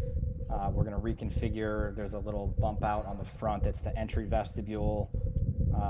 There's an existing detached garage on the back side that's going to come down as well. So then it's beyond that, it's kind of just partial here and there for window openings and things like that. So the majority of the building is staying in place, is that correct? That's right, yeah. The main footprint of the existing structure is going to remain. And then we're just sort of adding on to it here and there in a couple of places. Okay, thank you. And what is the total square footage of the home today? Let me see if I can find that number. Unless, Mr. Melcher, you happen to have that off the top of your head somewhere? I don't, but I could look back in the FAR worksheet that has the gross floor area calculations. Yeah, Ms. Kemet? I have the FAR worksheet pulled up, Zach, so I'm happy to just share that. So the existing total gross floor area is 2,826 square feet, and the proposed is 4,344. So you're going to go from 2,800 to 4,300. I think what Councilor Roach was getting at is it's a large addition of 1,500 square feet when you're at 2,800 square feet right now. So my question would be, why do you need a large addition? I can let Kobe and Katja speak a little bit to that, but I think we're just trying to get to a more modern and comfortable standard of living. Like, yeah, if that's the existing square footage, that includes the detached garage, as I understand it, which isn't really useful space. And it's, you know, it sounds like it's a decent number, but it's very cramped spaces inside, not the most efficient layout. So we're basically just trying to make it more livable for their family.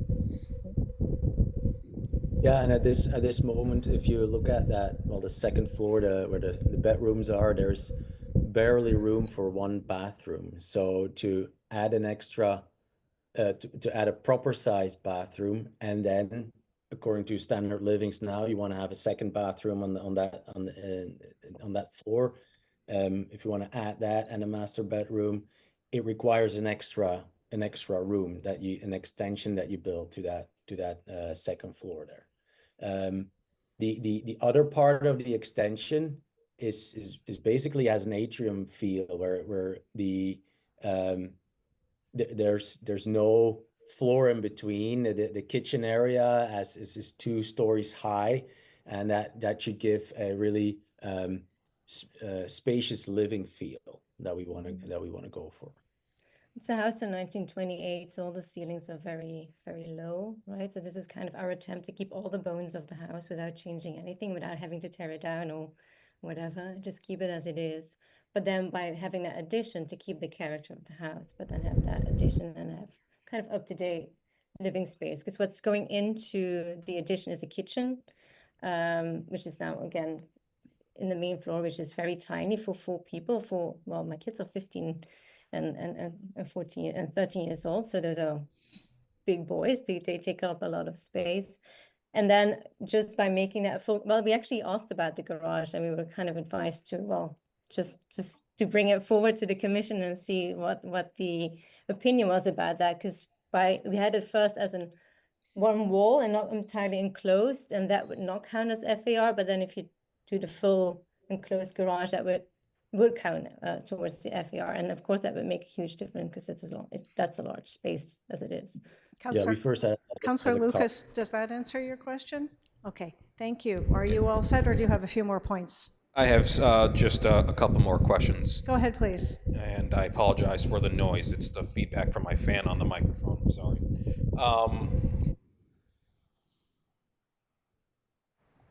Okay, I think this is better. I blame Councillor Damabed. My next question was going to be, what is the total square footage of the basement? Let me see if I have that. I want to say it was in that diagram. Below grade total square footage is 1,120, and that includes the garage space that's off to the right side. Okay, so I'm just trying to get a sense of the first floor, what would normally be a first floor and above. And you said you're at 1,100 square feet in the basement. And if we take that away from the 4,300, you're down to maybe 3,200 square feet, give or take. Is that right, Mr. Brainerd? It sounds about right, yeah. Okay, all right. One more question, quick follow-up again on the abutters. We heard from 95 Oakdale. What was the response from 105 Oakdale? Is that to the left? To the left from us. We were not able to present this to them. It's and rented out. I think this is a rental property, and we were not able to reach the owner of the house. Okay. Thank you, Chair. I'm all set. Thank you, folks. Thank you, Councillor Lucas. Councillor Leary, followed by Councillor Block. Thank you, Madam Chair. I'm always very sympathetic to families that want to improve their home and expand their living space and make it a more comfortable environment, especially for their growing family. But this is a big ask, and we do have these rules for a reason, and you do have you have a very limiting lot. But I think the massing is just too much. And I think you could actually do a lot of the things you want to do, including improving living space and creating more bathroom space, without having to add another 1,500 square feet of space. The FAR going to 0.68 is kind of a deal breaker for me. But I think that you could make some changes that would bring it closer. And that would be something that I would be willing to certainly consider. But I don't think I can approve this this evening. Thank you. Thank you, Councillor Leary. Councillor Block, followed by Councillor Farrell. Thank you, Chair. Councillor, I find Councillor Leary's comments really very much on point. I'm wondering, this is directed to the petitioner, whether they discussed alternative designs that would bring the FAR down somewhat. You're obviously very aware of the size of the FAR and the concerns that it would provoke. What were your internal discussions about trying to do something that would achieve most of your goals but not create quite as much additional square footage? Yeah, we definitely looked at some other options. Like I know Katya mentioned the garage, and when we had the pre-review meeting with the planning folks, they basically said, well, ask for it if you want it. So that's what we're doing. There are things that we already kind of know and are potentially open to modifications to bring that number down. This is kind of just the starting point. I think one of the things that's going to be a little like, I don't know that there's a path to get us to a fully conforming 0.48, not with any meaningful addition anyway, just because of the basement and some of the other constraints that we've talked about. But I think that there is a path to get us down to something that's a little more manageable and approvable. Thank you for sharing that process, and I have a feeling we'll be giving you an opportunity to work on a little bit. So thank you very much. That's it, Chair. Thank you, Councillor Block. Councillor Farrell? Thank you, Chair. First of all, I want to thank the owners, and I say that because I'm not sure I'm going to pronounce your names properly. I'm very appreciative that you are doing what we often hope will be done throughout the city, and that is to retain an existing building and modify it rather than tear it down. As I understand it also, that the view from the street is going to remain significantly as we see it right now, and that the increase will be on the back side and, if I'm not mistaken, mostly vertical. It will not be as much horizontal, unless I'm mistaken about that. I thank you for doing this, and what you want to use the home for is your business. And while it's a little large and extends the FAR, I think the problem with the basement should ameliorate some of our concern about that. So I'm supportive of what you're doing. There are some issues still, but thank you for retaining the original building and working within the limits of that and creating a home that is good for you and your family on the back side. Thank you. Thank you, Councillor Farrell. Any other? Councillor Irish? Thank you, Madam Chair. I will be brief, but just to align some of my comments with Councillor Leary, Councillor Block, Councillor Roach, and Councillor Lucas about the size. Do appreciate first that they were proactive in reaching out to neighbors. As others have mentioned, documentation about that and there would be helpful. We've just heard from two neighbors with two very different ideas about the project. And as it is, I am looking at the plans of the front, and it feels very different to me. I appreciate some of the bones, keeping the bones of the building, and not tearing it a full tear down, but it feels very different from what the existing one. Appreciate the design, but again, as others have said, it feels just a bit too large for the lot, and you are constrained by the size, but I feel that it's still just a bit too big for what you have to work with. Thank you. Thank you, Councilor Irish. Councilor Golden. Thank you, Chair. To the proponents, first, I appreciate the design. That's a very appealing design that you've arrived at. I appreciate the explanation with regard to the height. Not a concern for me. I really like this project in so many ways. With me, at the moment, I'm hung up a bit on the process question, which is the due diligence associated with the neighbors. And yes, we've heard from two neighbors. I know you attempted to get input from one of the neighbors who's a rental, and I understand the difficulty associated with that. But could you characterize for me what the overall vibe or sentiment was on the street?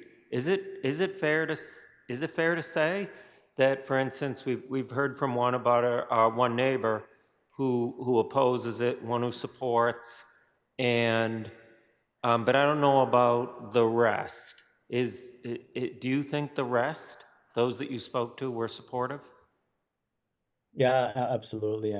Everyone we talked to was very supportive. So our neighbor across the street, Sal, was supposed to call in tonight as well. You did? I think he had to go earlier, so wasn't able to talk to being supportive. The neighbor next to Sal, which is just in front of our house, it's two sisters. I showed them the plans, and they were very supportive. They said, "Who's your architect? Because I really want to introduce them to my son, so they can design their house." We have other people that we talked to a little bit further down the street, very supportive as well.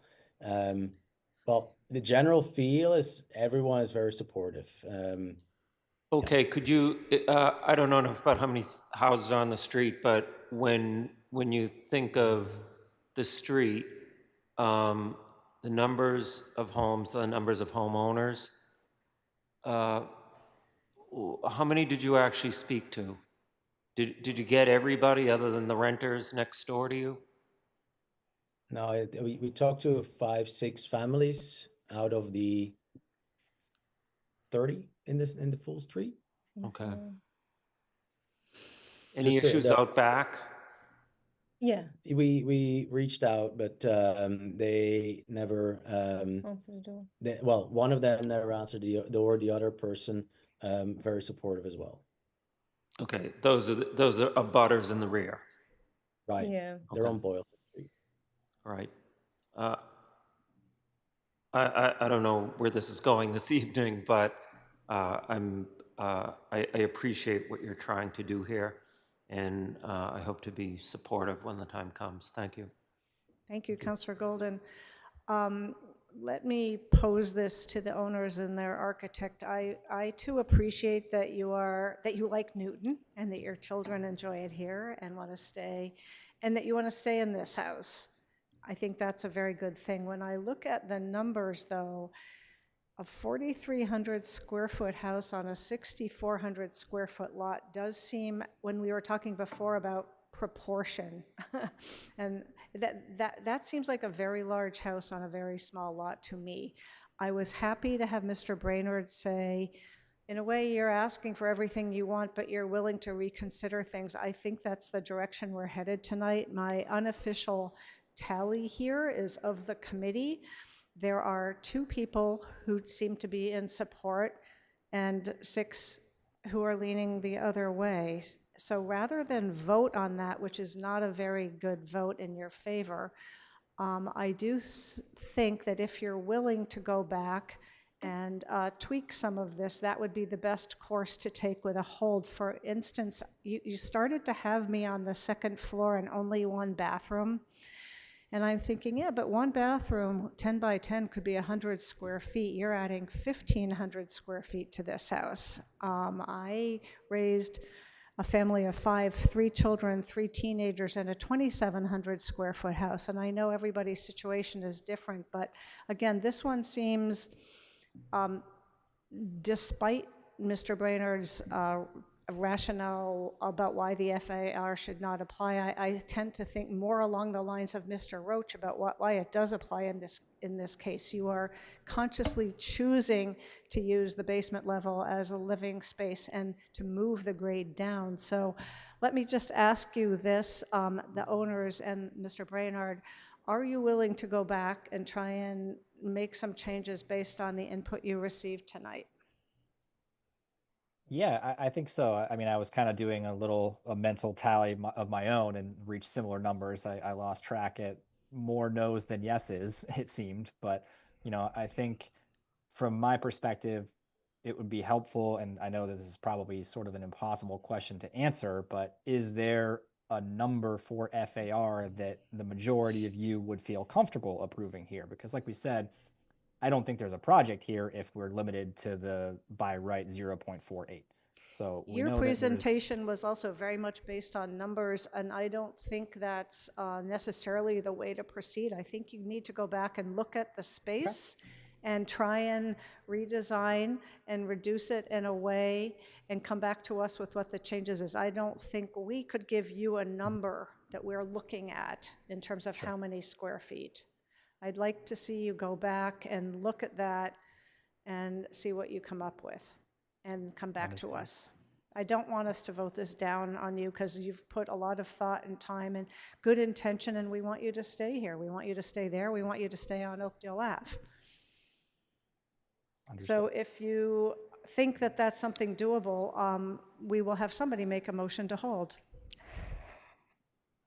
And even Councillor Roach might be willing to do that. He's raising his hand, and he's the councillor in your ward. So if you agree with that, we're going to move in that direction. Yes? I see. Okay. I think that makes sense, yeah. All right, Councillor Roach. Move to keep the public hearing open, move hold. So moved. We can do this also on a voice vote. All in favor of holding this item and keeping the public hearing open both at the same time, all please say aye. Aye. Does anyone disagree with that? Or anyone abstaining? That's unanimous. We will see you folks back here. Thank you. Thank you for your time this evening. Next, number 258-26, a request to change from an existing non-conforming residential use to another to allow 4 residential units and 1 building, with the City Council determining appropriate density and dimensional controls to allow reduced maneuvering aisle and driveway width and to allow parking within the setback at 395 Lexington Street. And we will hear again from Mr. Lee. Thank you, Madam Chair. For the record, again, Lawrence Lee with Rosenberg, Freeman, and Lee. Offices is 246 Walnut Street. With your permission, Madam Chair, I'd like to share my screen, please. Please do.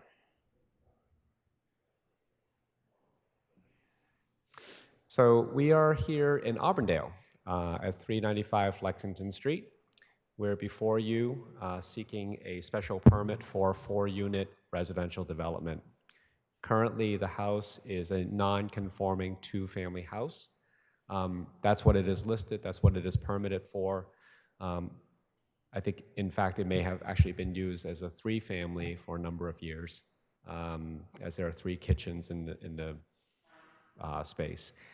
But in any event, we have over 14,000 square feet of land with a non-conforming side setback. So the northerly side setback is only just over 3 feet away from our neighbor's property line. And we have a non-conforming 37 feet height. So the neighborhood is really a mixture of different types of properties. We're really right at the Auburndale Village Center with mixes of businesses, multifamily homes, single-family homes, a lot of which are non-conforming as it sits below a small plot of land with two-family uses as an example. The proposal is 4 residential units, each with first and second floors under 2,000 square feet. That includes the 1-car garage. All required parking is provided on the property. The driveway is going to remain in the same location that it currently exists. And the new building obviously will be meeting all of today's stringent energy and fire safety codes. The architecture fits within the neighborhood context, and we went before the Newton Historical Commission to approve the design you're going to see tonight. We did receive very good compliments from the chair of the commission during that public hearing, which took place in June of this year. Here's the zone map. Our property is outlined in this blue box. A lot of these properties are non-conforming two-family houses situated in a single residence 3 district. As you can see, we're right really at the edge of the business VCOD districts. We're just a half mile away, or even less actually, to the Auburndale commuter rail station. It's just a 5-minute walk from where we are. Here's a bird's eye view of our location. So to the right-hand side, we have our property. Right next to us is the Starbucks in Auburndale. And as you can see, we're just really within the Auburndale Village Center area. The next is a rendering of our proposed building in the bird's eye view. So where my cursor is, you will see our proposed building superimposed into the bird's eye view. That fits really well into the neighborhood context. Here we have an image of the existing house. And in place of that, this is the rendering of the proposed 4-unit development. We are keeping the driveways that currently exist on the left-hand side of the building. The massing scaling is really in line with the neighborhood. There are various images of the rendering that I will show you, and we can come back to any of these images if you like. Here's a 2-dimensional elevation that shows the proposed building. Here's the right-hand or northerly side of the building. One of the important features here is that we're going to be pulling this building away from our neighbor. Again, this is the side where it currently is just over 3 feet setback, and we're going to be increasing to the 10-foot setback. That's the front elevation on the bottom of this image. And we have a left side elevation that shows 1-car garages. This obviously faces the Starbucks or southerly side of our property, and the driveway. The driveway width, by the way, is being reduced as it currently exists. There is a lot of pavement there, and we're going to be reducing substantially the driveway into a more reasonable width. These are interior floor plans. The first and second floors I will show you. 4 units, again, collectively with the first and second floors, we're talking about 2,000 square foot units. The attic space is access through a latch or pull down from the second floor. And this is the basement, which is pretty open space. Landscape plan. One of the things that I do want to mention is that we will be removing one of the exterior parking spaces. The current site plans you may have that were filed show 5 parking spaces in the rear. We will make some minor adjustments here. We will be actually removing, and I did talk with the planning department to remove this space and add it back in this particular space where my cursor is, so that we're outside of any applicable setbacks. Currently, as designed, this is the parking space that requires one of the waivers, and we will be eliminating that as part of the changes that we will do. Tree removal, there's really not that many trees on site, really in the periphery. So we will be meeting the tree ordinance. If the project is to be approved, we will replace all the required trees and obviously comply with the tree ordinance as needed. We have a turning radius plan. One of the key things here is that all the cars will be able to turn around on the property so that when they exit, it will be facing forward as opposed to backwards, so that no one will need to back out into Lexington Street. And this shows the parking and the turning radius for the back spaces, and the previous version or previous slide shows the turning radius into and out of the garages. So with that, that's really the overall overview of the project. And if you have any questions, happy to answer them. Because this is, the project is a non-conforming in a single-family residence 3 district, the zoning memo, as you'll see here, is that the MRT dimensional requirements apply. And all of the dimensional requirements in the MRT district, we do comply with those. So we're not seeking waivers from those MRT standards. So with that, I'll turn it over to you and answer any questions you may have. Thank you, Mr. Lee. Thank you. Let's hear from planning now. Thank you, Madam Chair, and good evening, everyone. I'm Sandra Berman, Deputy Chief Planner for the City of Newton. I'm going to go ahead and share my screen.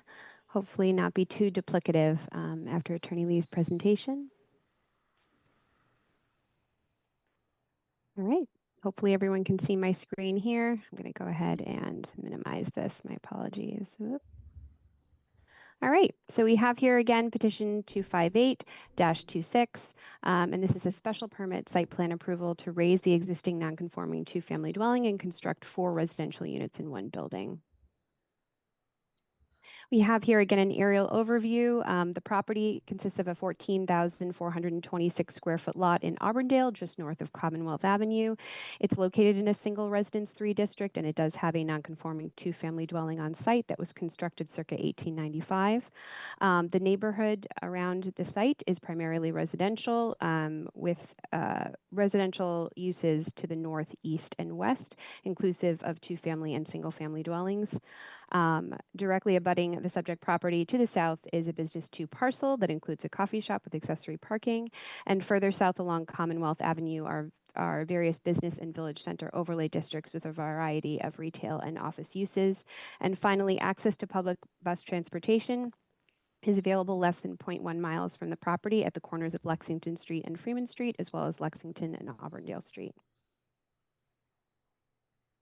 In terms of the zoning relief, the petitioner is seeking relief for the alteration and extension of the non-conforming use, as the configuration of the proposed building does not meet the definition for any building type in a residential district, and that includes single-family attached or multifamily. The relief is needed for the proposed non-conforming use of 4 units in 1 building.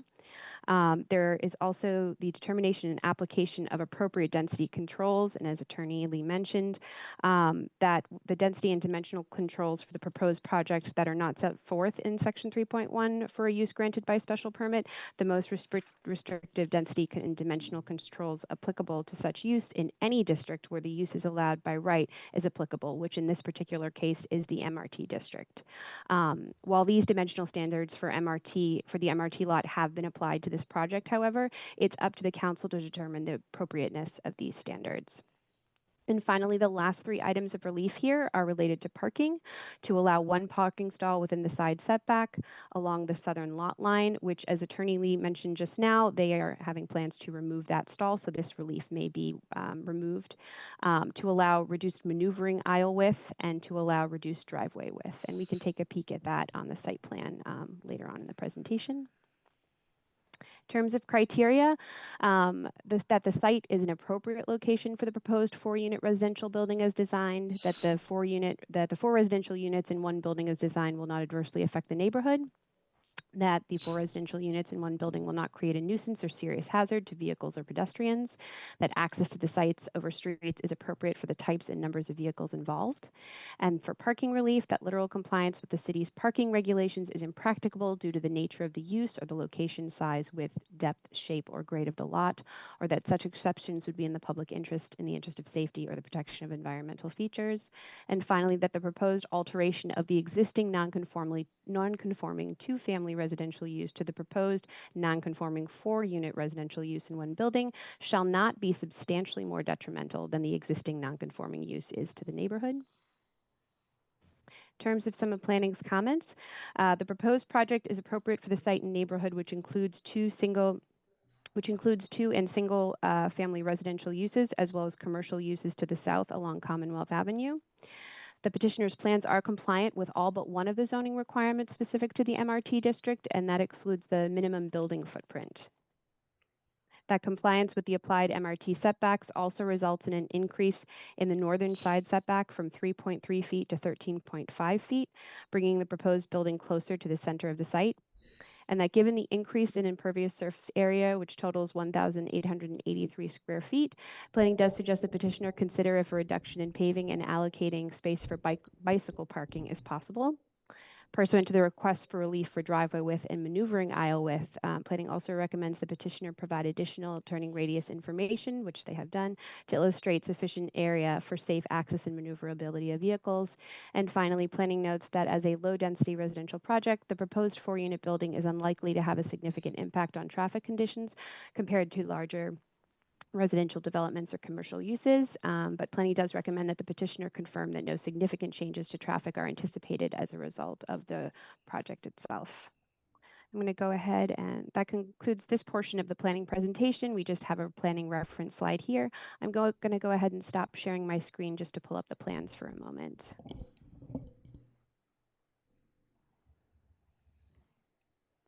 Okay. All right. All right, we're going to start here. This is the average grading plan, and you'll just note on this plan that we have up here the height graphic. So the proposed height of 34.95 is here, where a maximum of 40 feet is allowed in the MRT district. Down here, you'll just see the average grade and proposed grade calculations. The site is primarily pretty level, and the proposed is slightly lower, so that is where they're measuring the height of the proposed building from. And the change in grade is under a foot change in grade. Coming down here to the proposed site plan, we have here the front setback of 25.6 feet. We have Lexington Street right down here. I apologize. I'm afraid if I zoom out any further, you won't be able to see the full site with any detail, but it is a longer site. The front of the site is right here along Lexington Street. This would be the rear to the back. And this is the proposed 4-unit building. We have 2 entrances. Each of the 2 entrances provide access to 2 units.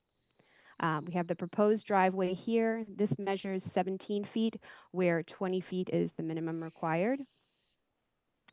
And in terms of the maneuverability here for the 90-degree parking stalls, this is required to be a minimum of 24 feet, where we see here we only have 20 feet. So they're seeking relief for that. Front of the building here, porch, and then again, the side setback here is 13.5 feet, side setback over here, 21.5. Again, the front setback is 25.6 feet. And to the rear, we have a notable setback of 67.8 feet, where 15 feet is required. And I'm going to go ahead and just stop sharing for one moment so I can quickly show the elevations.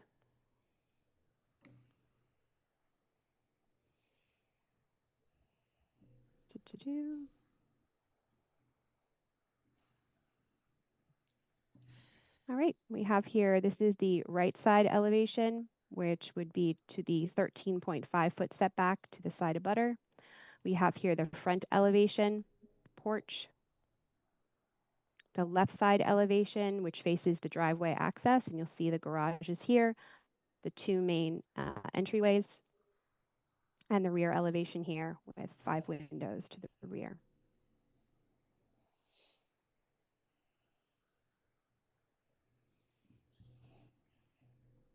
any additional plans.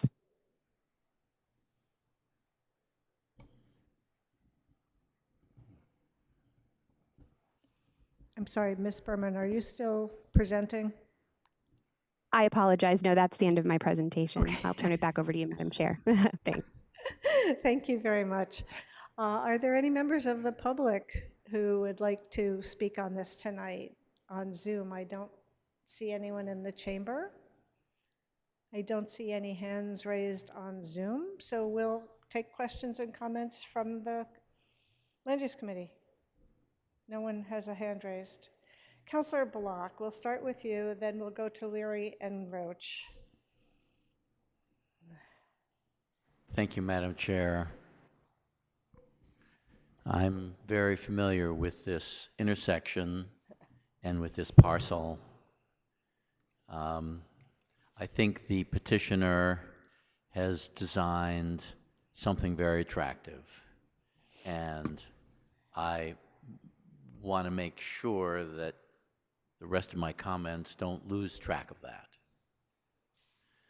It's a large parcel, and it can take 4 units. We have that issue always on our minds about whether there's too much that's being proposed for the size of a unit, and I don't think that's the problem. In this case, that's just my personal view. Others may differ. What I'm really concerned about is this intersection, and my questions perhaps are more directed at the planning department than at the petitioner.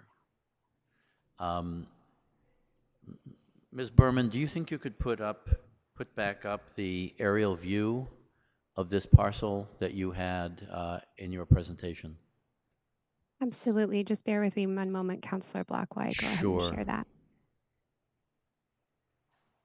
Oh, Madam Chair. I see that. Oh, okay. If you want me to... I'm going to let you continue, and then I will go to that person. Okay, So sure. you've got the floor, and then Sure, I'll go back to sure. him, and we'll come back to the Just- committee. Thank you. See it. Yes, could you zoom in a little bit, please, Ms. Berman, so we can see a little better? Okay, that's... I guess that's good enough for now. So, something which is not in the report, but the signalization of this intersection, just to review it for those who aren't aware. There's of course a signal in both directions for Lexington Street. The cars coming from above, from the Waltham direction, and on the other side of the intersection, which is not really being displayed here, from Auburndale. Auburn Street. So you have a signal facing Walcott Street, which is entering this intersection a few yards from the main event, which is Lexington meeting Commonwealth Avenue. And you have the Starbucks, which I believe is that building right to the edge here. Yes, thank you, Ms. Berman, for showing us that. There's a signal directed at the vehicles coming out of that parking lot and joining the traffic on Lexington. So if a car sits there and at some point they will get a green signal. Around the corner, you've got another signal 1 block away at Melrose and Commonwealth Avenue. I believe all of these signals are correlated. I think they all speak to each other over various cycles. So this parcel with this driveway joining the traffic at Lexington, I ask myself, how is that going to safely happen?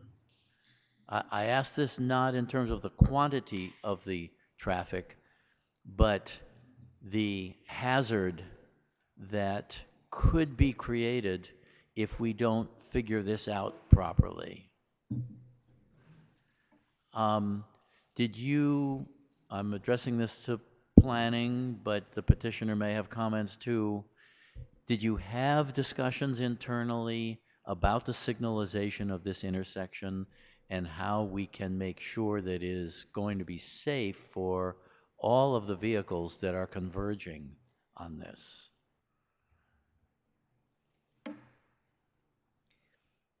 Councillor Block, are you asking that question of Sandria Berman? Yes. Ms. Berman? Thank you, Madam Chair. So planning did reach out to transportation to get some feedback at this intersection based on what was being proposed. So the changes to the site based on the increase of 2 units. And the consensus was that, increasing the site by 2 units for residential purposes was unlikely to create a significant impact on traffic.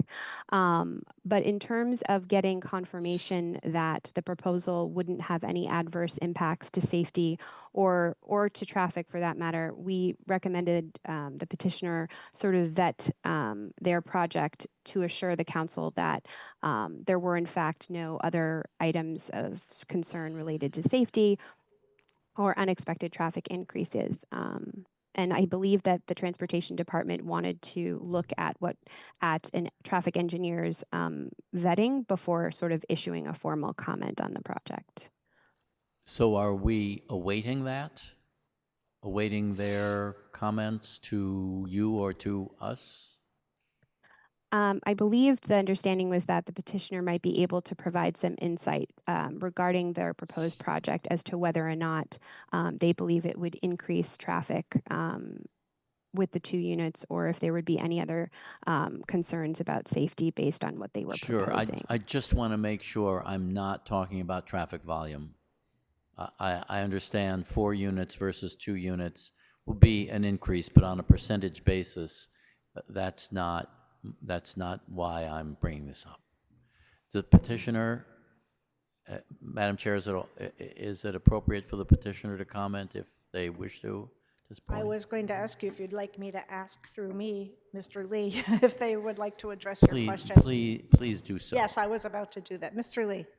So yes, I did speak with actually 3 traffic consultants about a small project. So their first reaction was for 4 units. That's usually the 3 comments that I got from 3 independent contractors. And so it's not usual custom for them to weigh in on a small project. So that's why it's been a little bit challenging to find someone to do it. We have received a proposal that really reflect more appropriate larger scale type of studies. In terms of my personal observation, I was at the property just as recently as yesterday during rush hour, and I did observe where there are periods of breaks that allow for the safe exit and entrance into the property. So for example, when there is a red light on Lexington Street, it allows the folks from Walcott to come out. But there are breaks during that time in which you can make a left or right turn out of the property or into the property.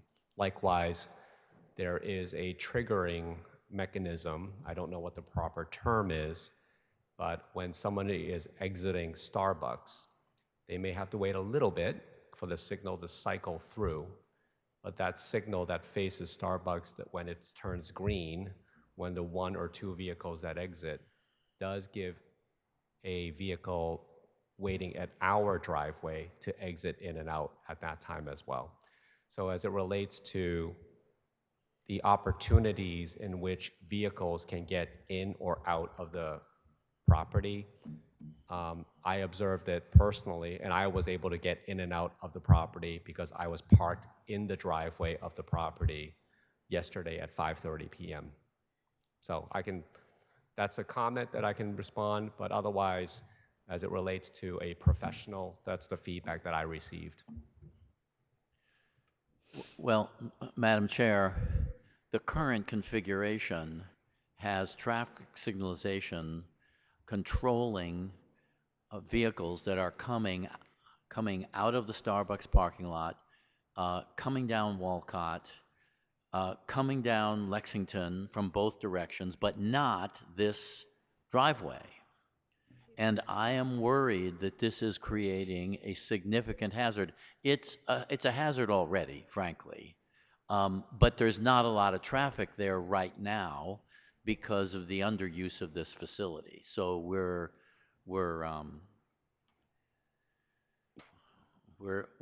dealing with that, and your proposal to make better use of this parcel, which I don't deny would be reasonable. It's a very reasonable design. It's a very reasonable proposal from the square footage and all the rest. This is a really complicated intersection. And if I'm right, Madam Chair, we'll be holding this because of the amendment that has to be made to the zoning relief required, that one of these is being withdrawn in response to changing one of the parking stalls. Is that correct or not correct? That was not my understanding. Mr. Lee, did you just want to say something about that? That one change is a simple, minor change on the site plan. And I believe the planning department with the chief zoning code official on short order can probably update her memo fairly quickly. Well, all right. That was my understanding as well, that change of that one parking stall, shifting its location is not a requirement for an amendment or a hold. We may hold it for other reasons, but not, yes, that is not going to require us to do that. Thank you for clarifying that. Yes, I realize that change is a minor change, and I doubt it's controversial. Certainly isn't to me. But we need to think really hard about how this intersection is going to work. It's my understanding that several years ago the city spent a lot of money on this signalization, and they feel. This is here. I was not a city councilor at the time. I was not involved in the neighborhood committee that met with the city on this matter, but they feel they've done their best, and that it is what it is today. And there are still lots of people who complain about the queuing at this intersection from various directions, not from the Starbucks parking lot. That's just one or two, and there would only be probably one trying to get out of this driveway, but it backs up. And Mr. Lee, I appreciate that you may have observed breaks. There are also going to be stretches at peak time where there aren't breaks. I think requiring all traffic to exit right is just not a plausible solution to this, because people are going to need to go left down Lexington Street, and if they have to turn right, I don't know quite how they're going to turn around and go in the direction that they want to. So we need to figure out how this intersection is going to work. I wonder if another traffic signal that would control traffic coming out of this driveway is possible. I don't know that it's possible, but there's one that is solely directed at traffic coming out of Starbucks. I think if that weren't there, then this driveway could line up with the traffic signalization controlling Walcott, but that's already taken. So I'm very concerned that we don't have a signalization plan for this intersection right now. And for that reason, I think we need more information from transportation. We need more ideas about how to make this intersection work for everybody. So those are my feelings now. I am not opposed to conceptually what this plan is presenting to us. I'm just very worried about the traffic hazard. That's it. Thank you, Chair. Thank you, Councillor Block. Val, very patiently waiting. I didn't see your hand up when I had opened up the public hearing part, but I'm happy to go to you now, and then we'll bring it back into committee. So please just, we're going to put a timer on you. Give us your name and address and give us your thoughts or ask us your questions. Thank you, Madam Chair. My name is Valerie. I am the representative for the trust that formerly owned this property and sold it to the current owner who's put the plan forward. My family owned this property for many, many years, and it has seen very high utilization. So I'm a little unsure of why there was a comment about it being underutilized. It not only had the two-family zoning that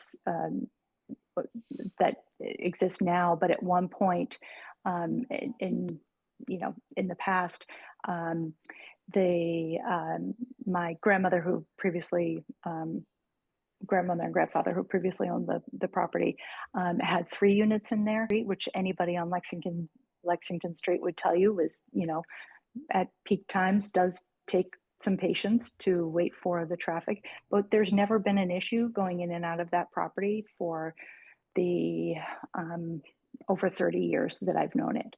I've gone in and out of that property countless number of times myself, and we had 1 unit that had 5 bedrooms in it, and that those 5 bedrooms were all inhabited by adults that each had their own car. So there have been a lot of cars in there. I know we're not talking necessarily about the quantity of cars, but just the overall existence of that in and out in that particular part of Lexington Street, where the light is complicated, but it has worked for many, many years.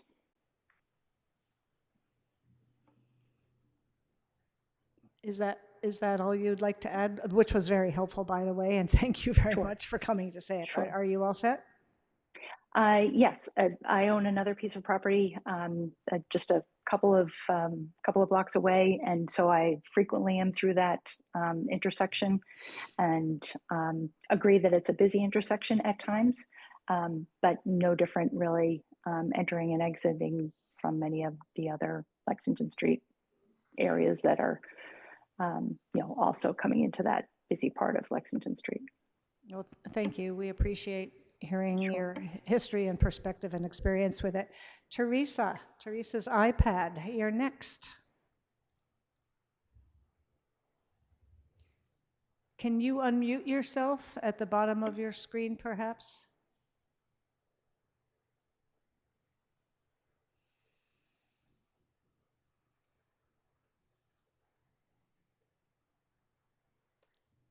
If you see a little microphone to hit. We're trying to unmute you on this end, but the issue is on your end right now.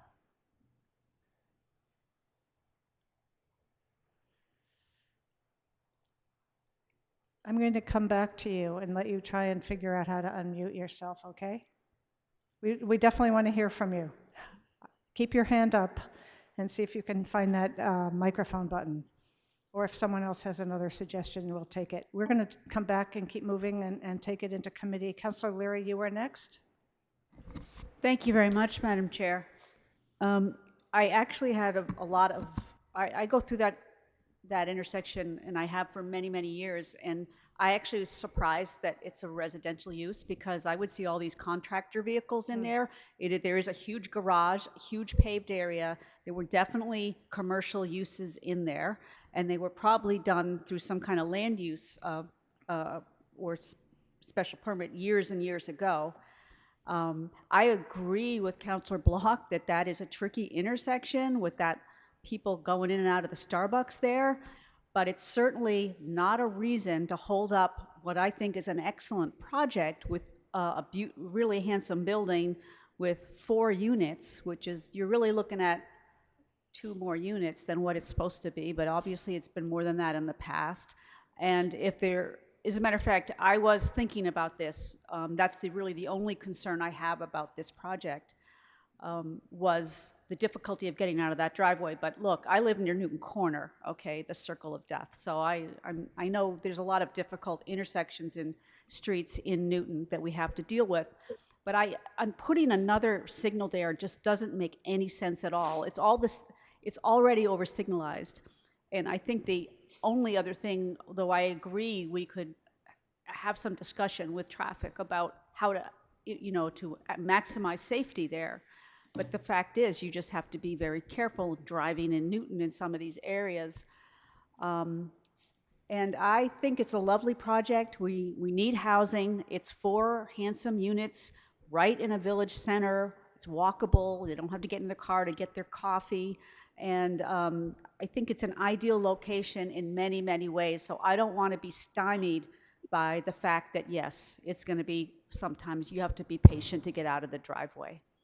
And I'm glad they're making those changes with the setback. I would just, again, sustainability, impervious, and lack of reducing the amount of impervious surfaces is always one of my issues that I'd like to see. And I think it's actually makes it more handsome as well when you don't have all that blacktop. So I would be supporting this project, and I don't think we should hold it. Thank you, Councilor Leary. Teresa, it looks like you have been able to unmute yourself. Let's give it a try. Yes, Thank you. We can hear you. Give us your name and address. Perfect. Go ahead. My name is Teresa Sorrentino, and I live at 377 Lexington Street, 4 doors down from 395. And I've been to meetings that were held by Attorney Lee and heard all the presentation. And I too, like Mr. Becker, agree that the proposal is wonderful, but he is right on target with concerns about the traffic. I have to get in and out of my driveway all the time onto Lexington Street. And during traffic hours, I can get to the right, but it's impossible to take a left-hand turn because there's never a break enough in the traffic. But down by the lights, I'm trying to think getting out of that driveway, which is now, I think, will not be as wide as it currently is. So it brings you a little bit closer to Starbucks. It seems to me that in trying to take a left-hand turn, you would be encountering the Walcott Street traffic that was coming out onto Commonwealth Ave. I was very happy to hear Mr. Becker raising some concern, and the traffic that goes through the intersection, morning and evening particularly, 18-wheelers, I mean, big construction trucks, and it just, the traffic as it comes from down Lexington Street from Waltham, it then has to divert into 3 areas. And those big trucks, present a big problem, to say nothing of the noise and pollution that they cause. My concern for the developers is that when that is realized by proposed owners, that would be a real detriment in wanting to purchase one of the condos. So I'm with Mr. Becker that this should be evaluated a little bit further. Thank you. Thank you, and we're very glad you found your unmute button and we were able to hear your Thank you. neighborly input. Okay, we're going to take this back into the committee. The order I still have down is next is Councilor Roach, followed by Farrell, followed by Irish, followed by Lucas. Councilor Roach, you're next. So I love the fact, thank you. I love the fact that there are 4 homes, less than 2,000 square feet. This is what should be our sweet spot. So thumbs up on that. I think the comparison to the MRT footprint is interesting. Like others, I am sad that there is not more MRT in Auburndale. However, this kind of shows the limitations of that small footprint. This is I think if you compare this to, for instance, the project by right at the corner of Hyde and Floral, weird looking buildings, maybe doesn't use the lot as well. Love the way this is set up. Question, will there be EV charging? The answer is yes.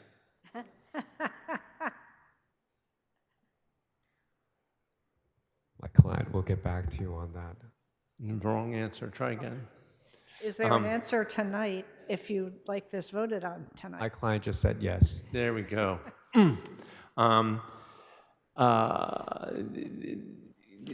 I think that Teresa's comments are extremely well taken, right? It's difficult for her to get out of her driveway. It's going to be difficult for these folks to get out of their driveway. I think that it will be clear to any person who goes to purchase the home that they are not on a tranquil country road and that they've got some challenges. I'm sure that that's going to have some impact on the price that the developer can get.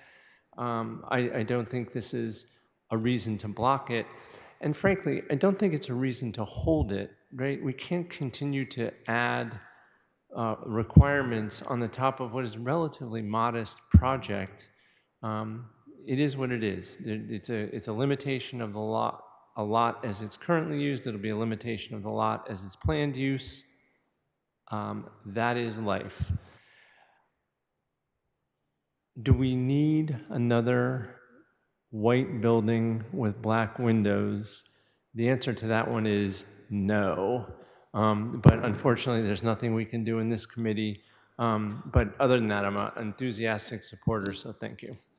Thank you, Councilor Roche. Councilor Farrell? Thank you, Chair. I think the project is terrific. Many of you know that it's rare that I support Councilor Block on his traffic issues, but on this one, I think he's absolutely right, and Teresa, I think, is right. I sat there for an hour and 10 minutes today at 3:45 to whatever the next one is. There is no problem getting out of this project if you want to turn left. Right. Right. Right. That's what I said. No, Thank you. I made my point. If you want to turn right. And I was really interested to watch the parking coming out of the Starbucks lot, where I sat through 5 cycles, and that light never changed, except when one vehicle at some point wanted to turn left. And it finally changed, and it allowed them. It's a really short light.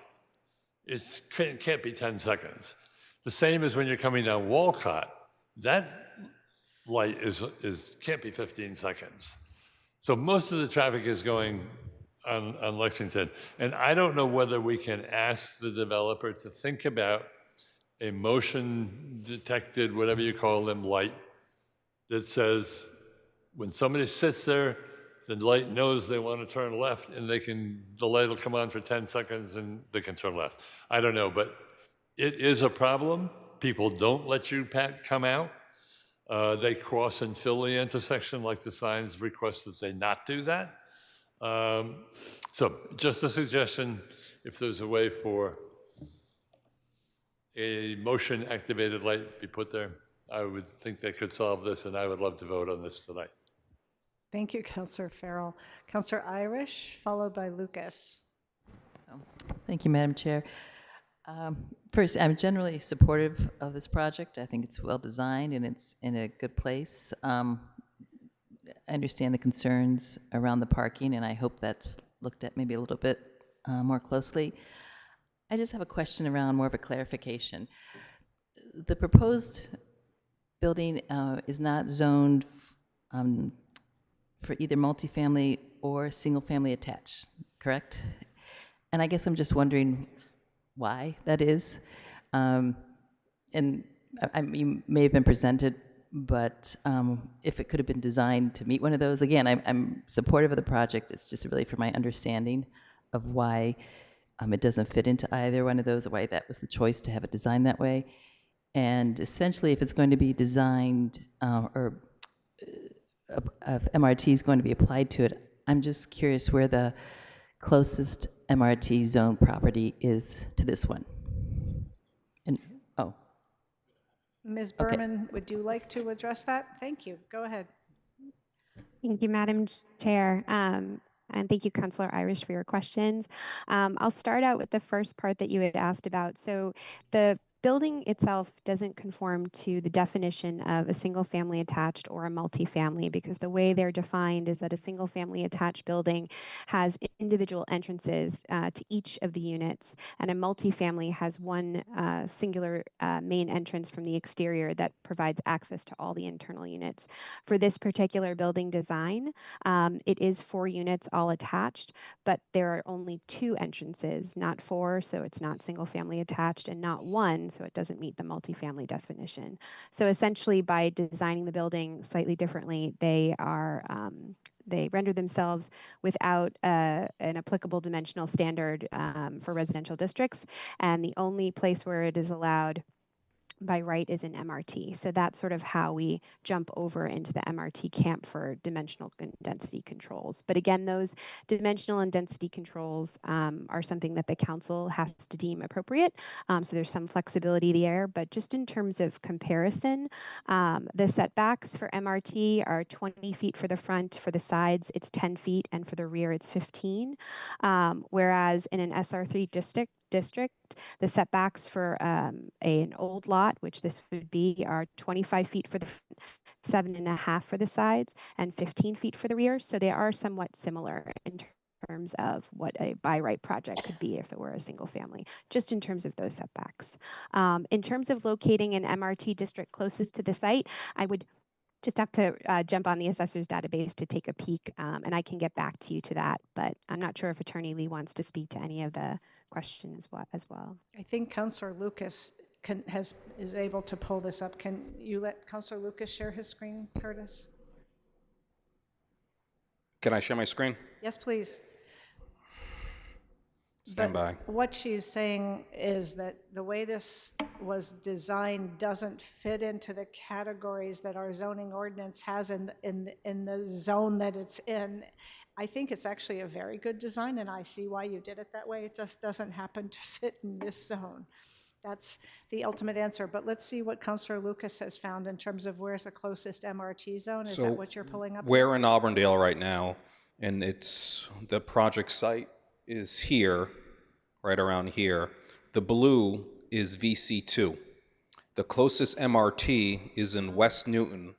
I think that's Border Street over here. I think that's Border or Webster Street in West Newton. That is the closest MRT, to answer your question, Councilor Irish.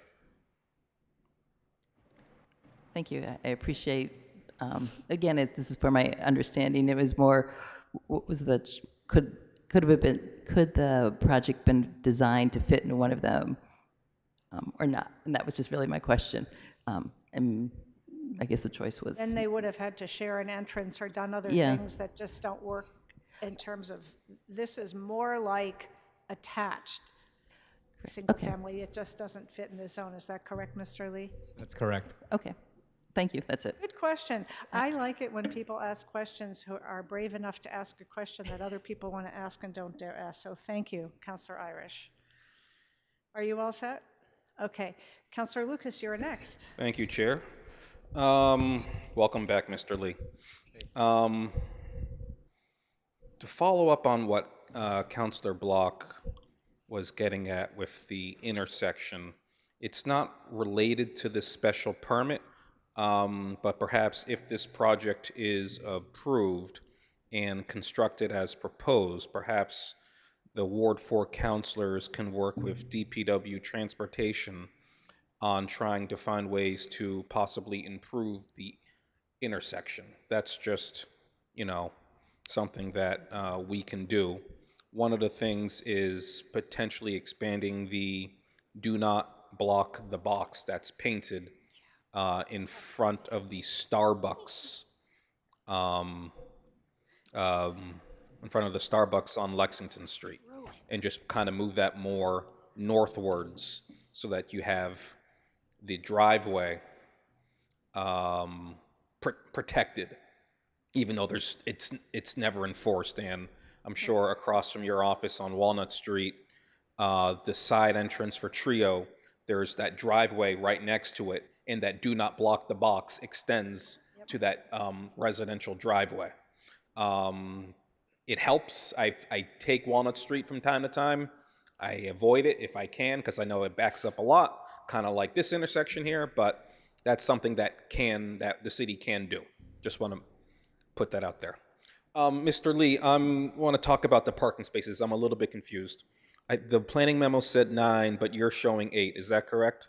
That's right. We're going to be eliminating the 9th space. So there were 5 previously proposed on the rear of the property, but we're going to eliminate 1 parking space, which was previously shown within the side setback. So by eliminating that space, we were going to remove that waiver from the petition.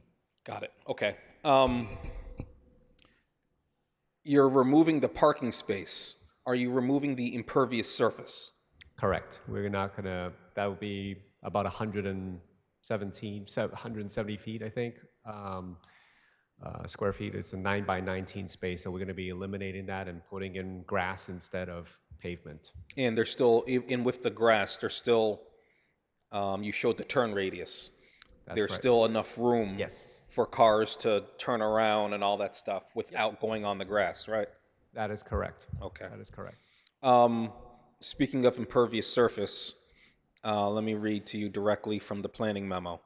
With the site's proximity to public and multimodal transportation options and coupled with the proposed increase of 1,833, now minus the whatever was been reducted, increase of 1,833 square feet of impervious surface, planning suggests the petitioner consider a reduction in paving.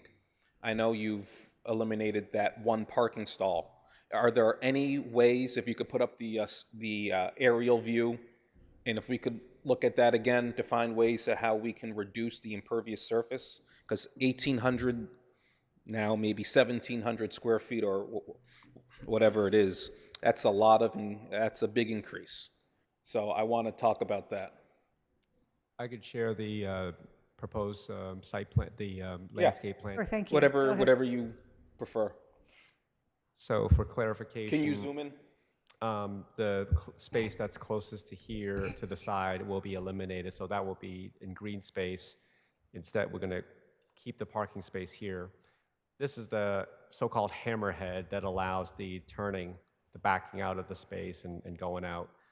So if you were to imagine this is a green space, that being an additional pavement, I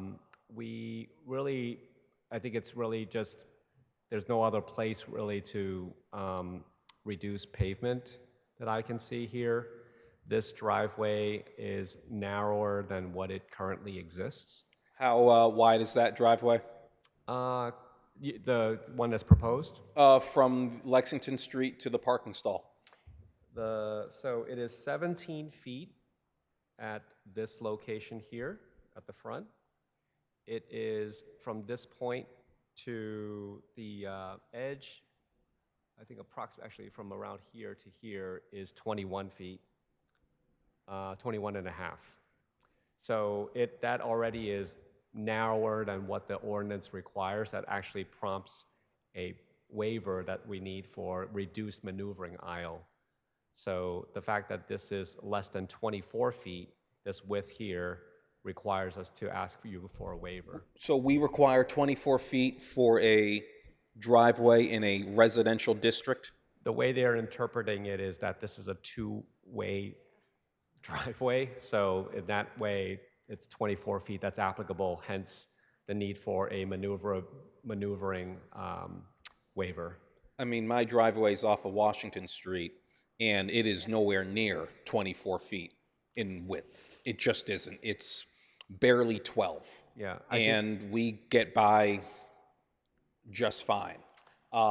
So I mean, I would suggest, just me, I would suggest narrowing that some more if you can. Okay. To try to get rid of some of that impervious surface and putting in a permeable surface, which, by the way, Chair, I was going to say when we have that meeting over there, if we could put that on the agenda, please. I don't know. It just seems like I agree with planning. It seems like a lot of pavement here. And they put that in the memo. So something to think about as we go forward. And then just I have a problem with the MRT district, but that's not on the up for debate tonight. It is what it is. The 35% open space I think is too small. I know you're at 38%, but if you could find a way to increase that open space with grass or another permeable surface, that would be good. But other than that, the building, the actual homes are fine. I like the fact that the driveway is on that side, on the south side of the lot. So you keep the cars away from the residential home to the north. Less than 2,000 square feet per unit. That's good to see, smaller units. So just the pervious surface is where I'm at. So that's all I have, Chair. Thank you. Thank you, Councilor Lucas. I hope that we are only going to have a few more comments. I'd like to remind you all that one moment, Mr. Lee, that it is 9:45 and we still have another item on our agenda. I want to hear next. Do you need to speak right now? Just on that one point on the driveway width, I neglected to mention that the fire department typically wants the wider driveway for access. So that's that competing interest we're dealing with all the time. We can't mess with the fire department. So. Okay, thanks. We're going to hear next from Councilor Damobed, who is also a Ward 4 councilor. Welcome. Not a member of the committee, but his comments will be well received. Thank you, Madam Chair, and thank you, Land Use Committee, for letting me speak this evening. This is my ward, my village, and my neighborhood. And as a local, I'd just like to say that I rejoice at the idea of welcoming 4 new families to our beautiful village and to Auburndale Center. I think, as many have said, it's a lovely project, and it really seems to fit pretty nicely. I think I lament, though, one of the things that other folks have mentioned, which is the lack of MRT on this site, and in particular the way that MRT includes an opportunity for incentivizing preservation. That being said, I think it's really wonderful that the petitioner has tried to keep to those dimensional standards and has even thoughtfully included some of the characteristics of the existing building in the design of the proposed building.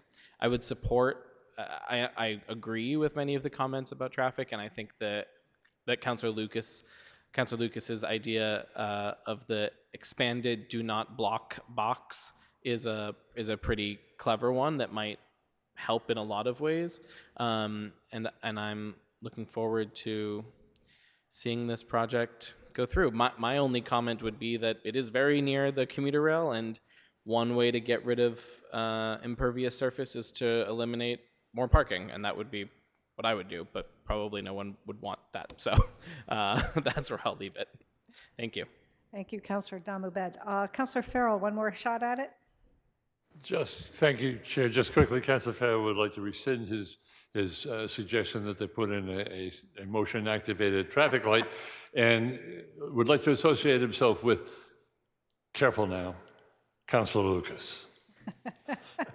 And his Thank suggestion. you, Councilor Farrell. Thank you. Okay, I think we've heard from everyone. I'm going to do my own quick little wrap up here because people have said a lot of what I've been thinking and even drawing on my piece of paper, which is that no parking Xbox solution that we do have near your office. We have several along Craft Street near where I live, and it does help, and not everyone seems to acknowledge it, but it may give people the opportunity to edge out and may indicate to the people who are on Lexington Street, let's stop and let this guy out. So that is one easy, it's just a paint solution. It's not a signalization, something to think about. Overall, I just want to say I like this project, particularly how it faces Lexington Street. I like the appearance and the scale of the facade from Lexington Street. I think it fits in very well. Like Councilor Block, I agree that 4 units is appropriate in this location and on this big lot. My brother-in-law used to live in that next house next door, that north side house. I've been at this location a lot in my life. I used to live just a couple blocks from here too when I first moved to Newton and Auburndale. I think, so again, really nice street-facing facade. I love the size of the units. I think around 2,000 square feet is something that we really need here. The density is appropriate for the lot and location. I don't think there's any reason to hold. I don't think we need new signals. And I would like to be looking for a motion on this, which is not to hold. Councilor Block, what do you feel comfortable doing? Well, Madam Chair, I favor this project. I think I've made that clear. Yep. I think we have some work to do on this intersection, whether it's just paint or whether there are other ideas. I'm concerned that if we just vote this through, that we will lose whatever opportunity there is now. Do you want to make a motion to hold for more information? I don't think that motion will carry from what I've heard from people. No, I'm not suggesting that. I'm just trying to move things forward. I understand. So what would you like to do? And if you the- don't want to do it, someone else No, will. it's I'm fine moving to approve this project. I'm not sure I'll vote for that motion, but I'd like to find some other way than holding this project up to make sure that our transportation department, our planning department, whoever wants to dive in to this, to trying to manage this intersection in as safe a way as possible, that we do that. And it doesn't sound, we can't make that a condition of this, because it's not up to the petitioner to do this work. It's up to us to do this work. I'll just try and do my best to get the appropriate authorities to pay some attention to this. So I will move to approve this. I think working with Councilor Damubed and perhaps Councilor Krinsman, perhaps you Ward 4 councilors will be able to make some progress in the direction that you want to go. Normally it would only be in the conditions, but you're right, I can't imagine what the condition could be. Ms. Kemet or Ms. Berman or Mr. Temple, if you have other thoughts on that, do speak up, but I appreciate Councilor Block's willingness to make a motion on this. Does planning or law or Mr. Lee have thoughts on ways we could incorporate future intervention or assistance by the ward councilors, or shall we just leave it to them to try and to work on this along with the petitioner? Councilor Roach. Yeah, I would not be in favor of any condition. I think that Councilor Block has made it clear that he understands that this is a ward issue and that this is something for him as the ward councilor and his other Ward 4 colleagues to address. But it should be outside the scope of what we're considering. I agree, and I don't see any suggestions or hands raised by the city staff to anything other than that. So why don't we go ahead and Second the motion. make a motion to close the public hearing and to approve? Yes, move to close the public hearing. All in favor of closing the public hearing, say aye. Aye. Anyone opposed? Anyone abstaining? Public hearing is closed. There is a motion to approve. Let's see what you have come up with so far with conditions, Ms. Berman. Thank you, Madam Chair. I'm going to go ahead and share my screen. Hopefully everyone can see here the draft council order. Scrolling down here, we have a special permit site plan approval to allow 4 residential units in one building. Parking within the side setback, however, based on the discussion that's taken place tonight, I believe that we will be receiving a revised site plan, which will remove that 9th parking stall. So this may be scratched from the draft order. Reduced maneuvering aisle width and a reduced driveway width. And the findings beginning here under item 1, that the site is an appropriate location for the 4-unit residential use in one building, as the lot is oversized for the single residence district and the building meets all required setbacks under the applied standards of the multi-residence transit district. Under item 2, that the proposed 4-unit residential building as designed will not adversely affect the neighborhood, as the building is compliant with the MRT district applied dimensional standards, including setbacks, height, and number of stories, and the existing driveway and curb cut location will be maintained, and perimeter fencing and landscape screening will be added to mitigate the visual impact for abutters. Under item 3, the proposed development will not create a nuisance or serious hazard to vehicles or pedestrians, as the driveway will remain in the same location and the curb cut will be roughly the same size. The parking will be contained on site, primarily at the rear of the property. Under item 4, that access to the site over streets is appropriate for the types and numbers of vehicles involved.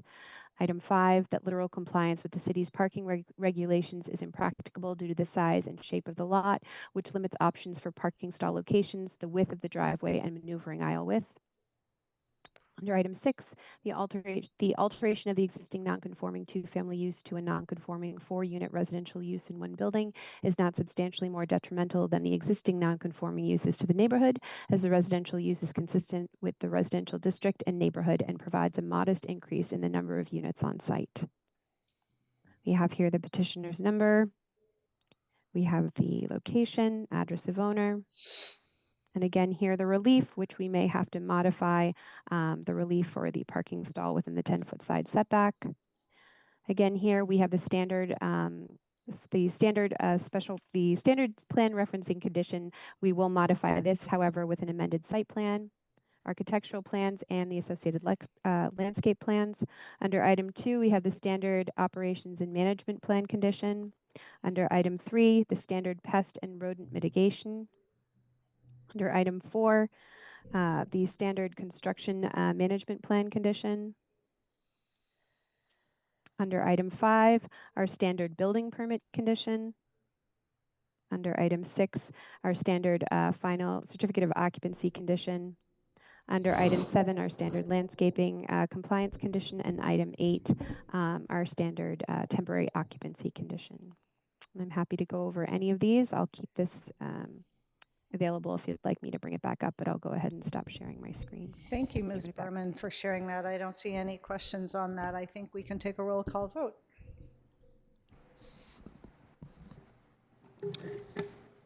Counselor Block. Aye. Counselor Farrell. Counselor Golden. Counselor Irish. Aye. Counselor Leary. Aye. Counselor Lucas. Aye. Counselor Roach. Aye. And Counselor Kelly. Aye. The motion passes 8-0. Good luck. Thank you. Thank you. We passed something. We didn't hold something. Yay. Last one tonight, number 259-26, a request to allow a combination of retaining walls exceeding 4 feet in height at 83 Commonwealth Park West. Planning, Zach Milcher will give us a quick planning perspective, and then we'll hear from the petitioner on this. Yes, thank you, Madam Chair. I'll go ahead and share my screen.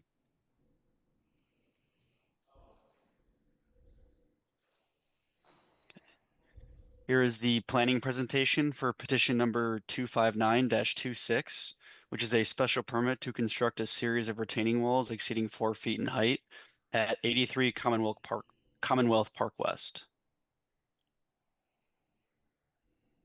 The property is located in the Single Residence 2 district, improved with a single-family dwelling constructed in 1935. The surrounding properties consist of single-family homes, and the site is adjacent to Bellows Pond as well. In terms of the topography, the site slopes steeply toward the rear. There's a decline of 8 feet from the back of the dwelling to the rear lot line.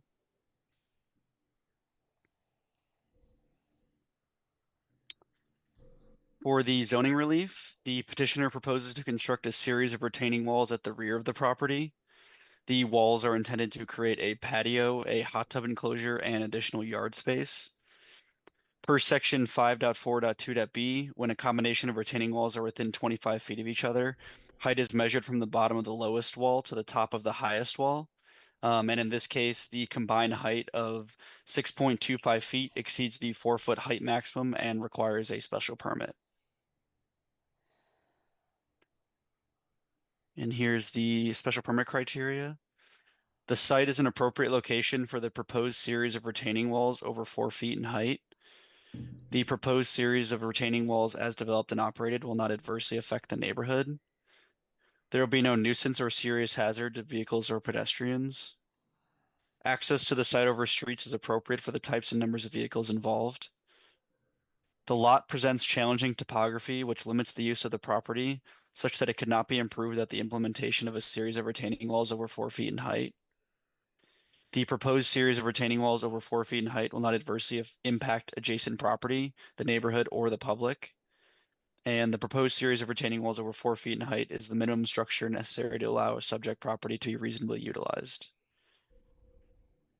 Moving on to the analysis.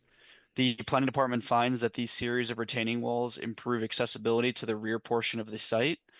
The walls are intended to create usable yard space that would otherwise be limited by the site's steep topography in the rear of the site.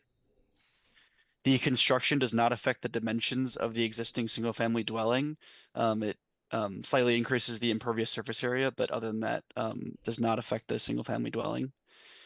And abutting properties share similarly sloped topography and utilize retaining walls to address these grade changes. And I will pull up these site plans quickly.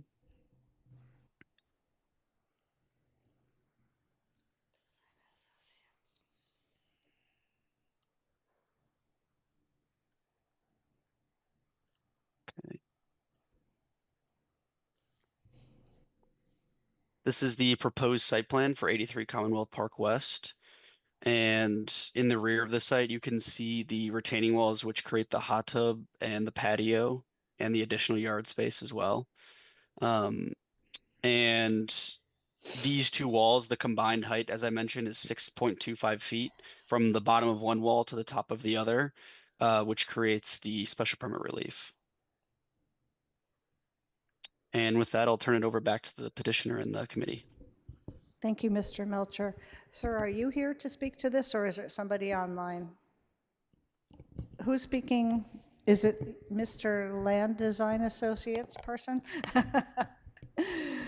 Just give us your name and title and perhaps where you live, and you can do your presentation. Thanks. Steve Roach. I'm with Land Design Associates. Sorry, what was your name again? Steve Roach. Thank you. No problem. We are a Walpole landscape construction design build company. I've done a lot of work in Newton and a lot of work on this street. I'm familiar with many of the neighbors. There's currently a large home renovation project happening here. So I think all the neighbors will be happy to see the landscape trucks pull up and start to put it back together. As Zach was showing in the backyard, if I can just quickly show just a couple existing photos. Let me just see if I can share.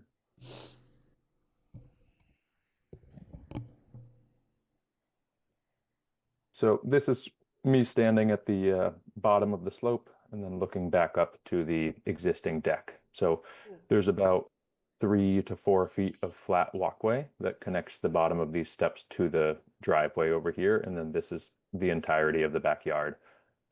So what the client is hoping for is to have a patio space and a modest spot for the kids to kick a soccer ball around. The most we can get in this area, we're going to end up with around 16 feet of flat space by a considerable length, as you can see here. But at least 16 feet of flat space is a lot more than he currently has. So that's really the whole point of the project, is to try to get some patio space and for a flat yard. Before I pass it back, just one thing I wanted to clarify. I saw a comment about some uncertainty regarding the retaining wall material we're proposing. So I can just shed some light on that. So this structural plan does show 3 different details for retaining walls, and we do have 3 different types of retaining walls on this project. So that's why. So this lower wall here that holds up the backyard, 2.5 or 18-inch tall, 2-foot wall here is alum block. So you won't see this wall from here. You know, the grass is at the level of the wall, and then it's a 2-foot wall down to the existing arborvitaes that you saw in that last photo. So we're just using a inexpensive wall block to hold up the yard. Then when we switch to the walls that will be visible from the yard, so that's these walls here, and these steps, and these steps, and these walls. Those will be the wall type 2 here, or sorry, detail 1, which will be a poured concrete wall that we will then veneer stone, like a natural stone veneer, probably New England rounds to go with his existing stone wall out front, and then cap it with either a bluestone or a granite cap. So those are 2 different types of wall, and the third unique wall is the hot tub wall. So if it kind of shows, you know, proposed, see detail 2 for this wall, see detail 1 for these walls. So that was just one comment I saw some questions on, so I wanted to point that out. I will just pass it back now. If there are any other questions for me, I'm happy to answer them. While you have your screen up, Mr. Roach, or if you can, do you have examples of particularly, for instance, what wall type 2 will look like, that poured concrete wall that will be covered? And do you have examples of the appearance of that? If I can do a quick Google search, I can certainly show you it. Basically, It often helps for us to understand what the thing's really going to look like, but okay, like that. yeah. So that looks like a full stone wall to me, where it's not actually veneer stone.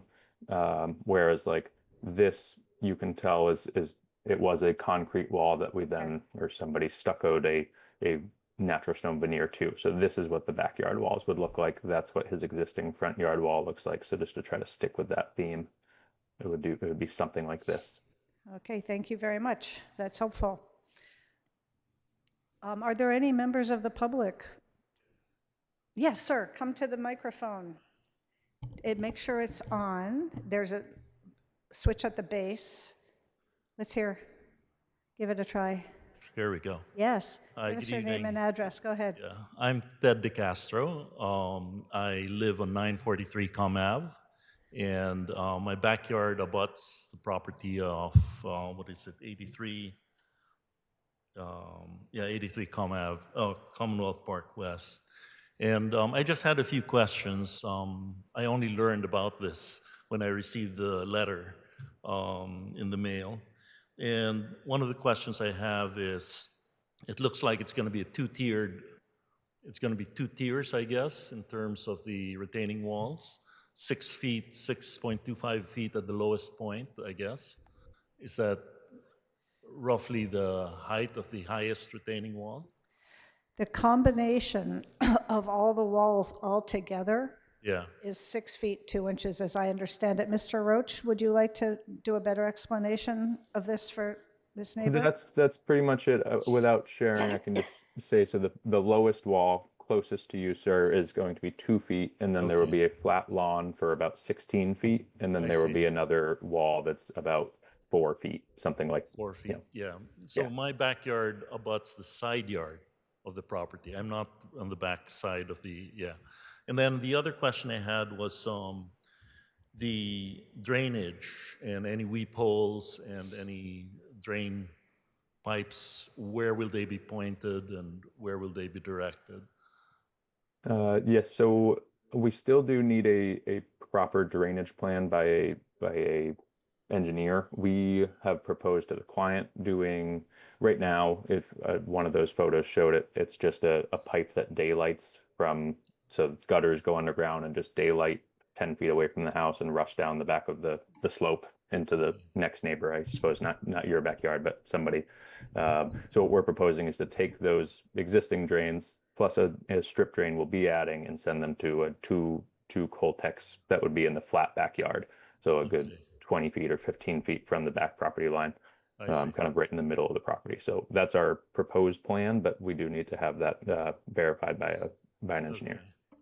Thank you. And the And to last assure question- you, sir, about that this property has to keep all the water on their property. They cannot drain it. Nobody can do that. You can't drain onto adjoining properties. And whatever plan they come up with by their surveyor and/or engineer, civil engineer, will be reviewed and approved by the city engineer. Yeah. So there's another step to this that's see. that's after our vote on the project. But go ahead, tell us everything you're worried And the about. last question I had were the trees that currently exist in the properties. Those won't be affected. Yes, if I can share, I can show a chart that kind of shows which trees will be removed and then how we're addressing that. It did appear to me that there are a lot of trees being removed on this property. Is that correct, Mr. Roach? I believe so. Here's the total. There are 8 of them that are coming down, and we are replacing that caliper with a combination of new trees and the donation to the fund for removing calipers. We can't match that in replacement trees. So this kind of details all of the trees that we do propose taking down as part of this project. And then they're numbered here. So it's primarily the ones behind the existing garage, and then the ones Okay. out here Yep. are all remaining. Those are the ones closest to my property. Okay. In the upper left or the upper right corner is your One property? on the left side. Left, okay. On that corner. Over here. Yep. There are two So big, all two of big ones those- there, yeah. So 4, 5, 6, 7, none of those are to be touched. So it's all 10 through 17. Okay. Good. Great. There are still, of the 8 trees that are being removed, there's a total of 154 caliper inches of trees being removed, which is a lot to replace, which is why Mr. Roach is saying they're going to be replacing 34 inches on site, and they're going to have to pay into the tree fund according to the tree ordinance, which again is beyond our need and concern here at City Council, but just for you to know. A lot of caliper is coming down and they're replacing some of it, but I'm glad it's not going to affect you. Okay, great. Thank you very much. That's it for you? That's it. Thank you for coming and waiting for so late to speak. Okay. Let's take this one into committee. I don't see any other comments from the public. Would anyone like to start with any questions or statements about this? Want to all go to bed? Councilor Lucas. I just want to say I've been dying to vote for this special permit for a couple of weeks now, and I don't want to hold it up anymore. So Have I'm you going to been make holding it up? I'm going to make a motion to close the public hearing and then move for approval. Yay. Anyone have anything they want to say about that before we vote? No. All in favor of closing the public hearing, say aye. Aye. Aye. Is anyone opposed? Is anyone abstaining? Public hearing is closed. Motion to approve. Motion to approve. Let's look at the conditions. Mr. Thank you, Meltzer. Madam Chair. Thank you. Let me pull that up. Okay. This is the draft order of conditions for 83 Commonwealth Park West, which is a special permit to construct a series of retaining walls exceeding 4 feet in height. And condition 1 is, or finding 1 is, the site is an appropriate location for the proposed series of retaining walls over 4 feet in height, as the existing rear yard contains steeply sloping topography that necessitates their use. The proposed series of retaining walls over 4 feet in height will not adversely affect the neighborhood, as similar retaining walls are common among abutting properties, which share similarly shaped topography. There will be no nuisance or serious hazard to vehicles or pedestrians. The scope of the project is limited to the rear of the site and does not affect vehicular or pedestrian access. Access to the site over streets is appropriate for the types and numbers of vehicles involved. The lot presents challenging topography, which limits the use of the property, such that it could not be improved without the implementation of a series of retaining walls over 4 feet in height. The topography of the lot includes a steep slope at the rear of the site, and the proposed retaining walls enable access to the backyard. The proposed series of retaining walls over 4 feet in height will not adversely impact adjacent property, the neighborhood, or the public, as the proposed retaining walls are contained to the rear of the property. The proposed series of retaining walls over 4 feet in height is the minimum structure necessary to allow a subject property to be reasonably utilized, as the proposed walls level the grade to create usable yard space, including a hot tub, patio, and recreational area. And below that, we have information about the petitioner as well as the relief that is being requested. The standard plan referencing condition, the standard building permit condition, and the standard certificate of occupancy condition, which includes approval by engineering as well. And that covers it.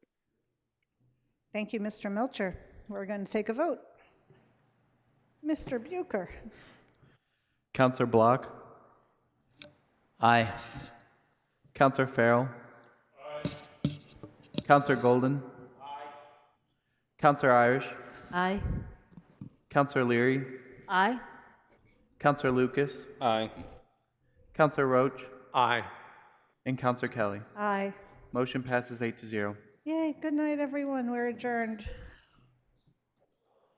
I know, it's not bad. Recording stopped.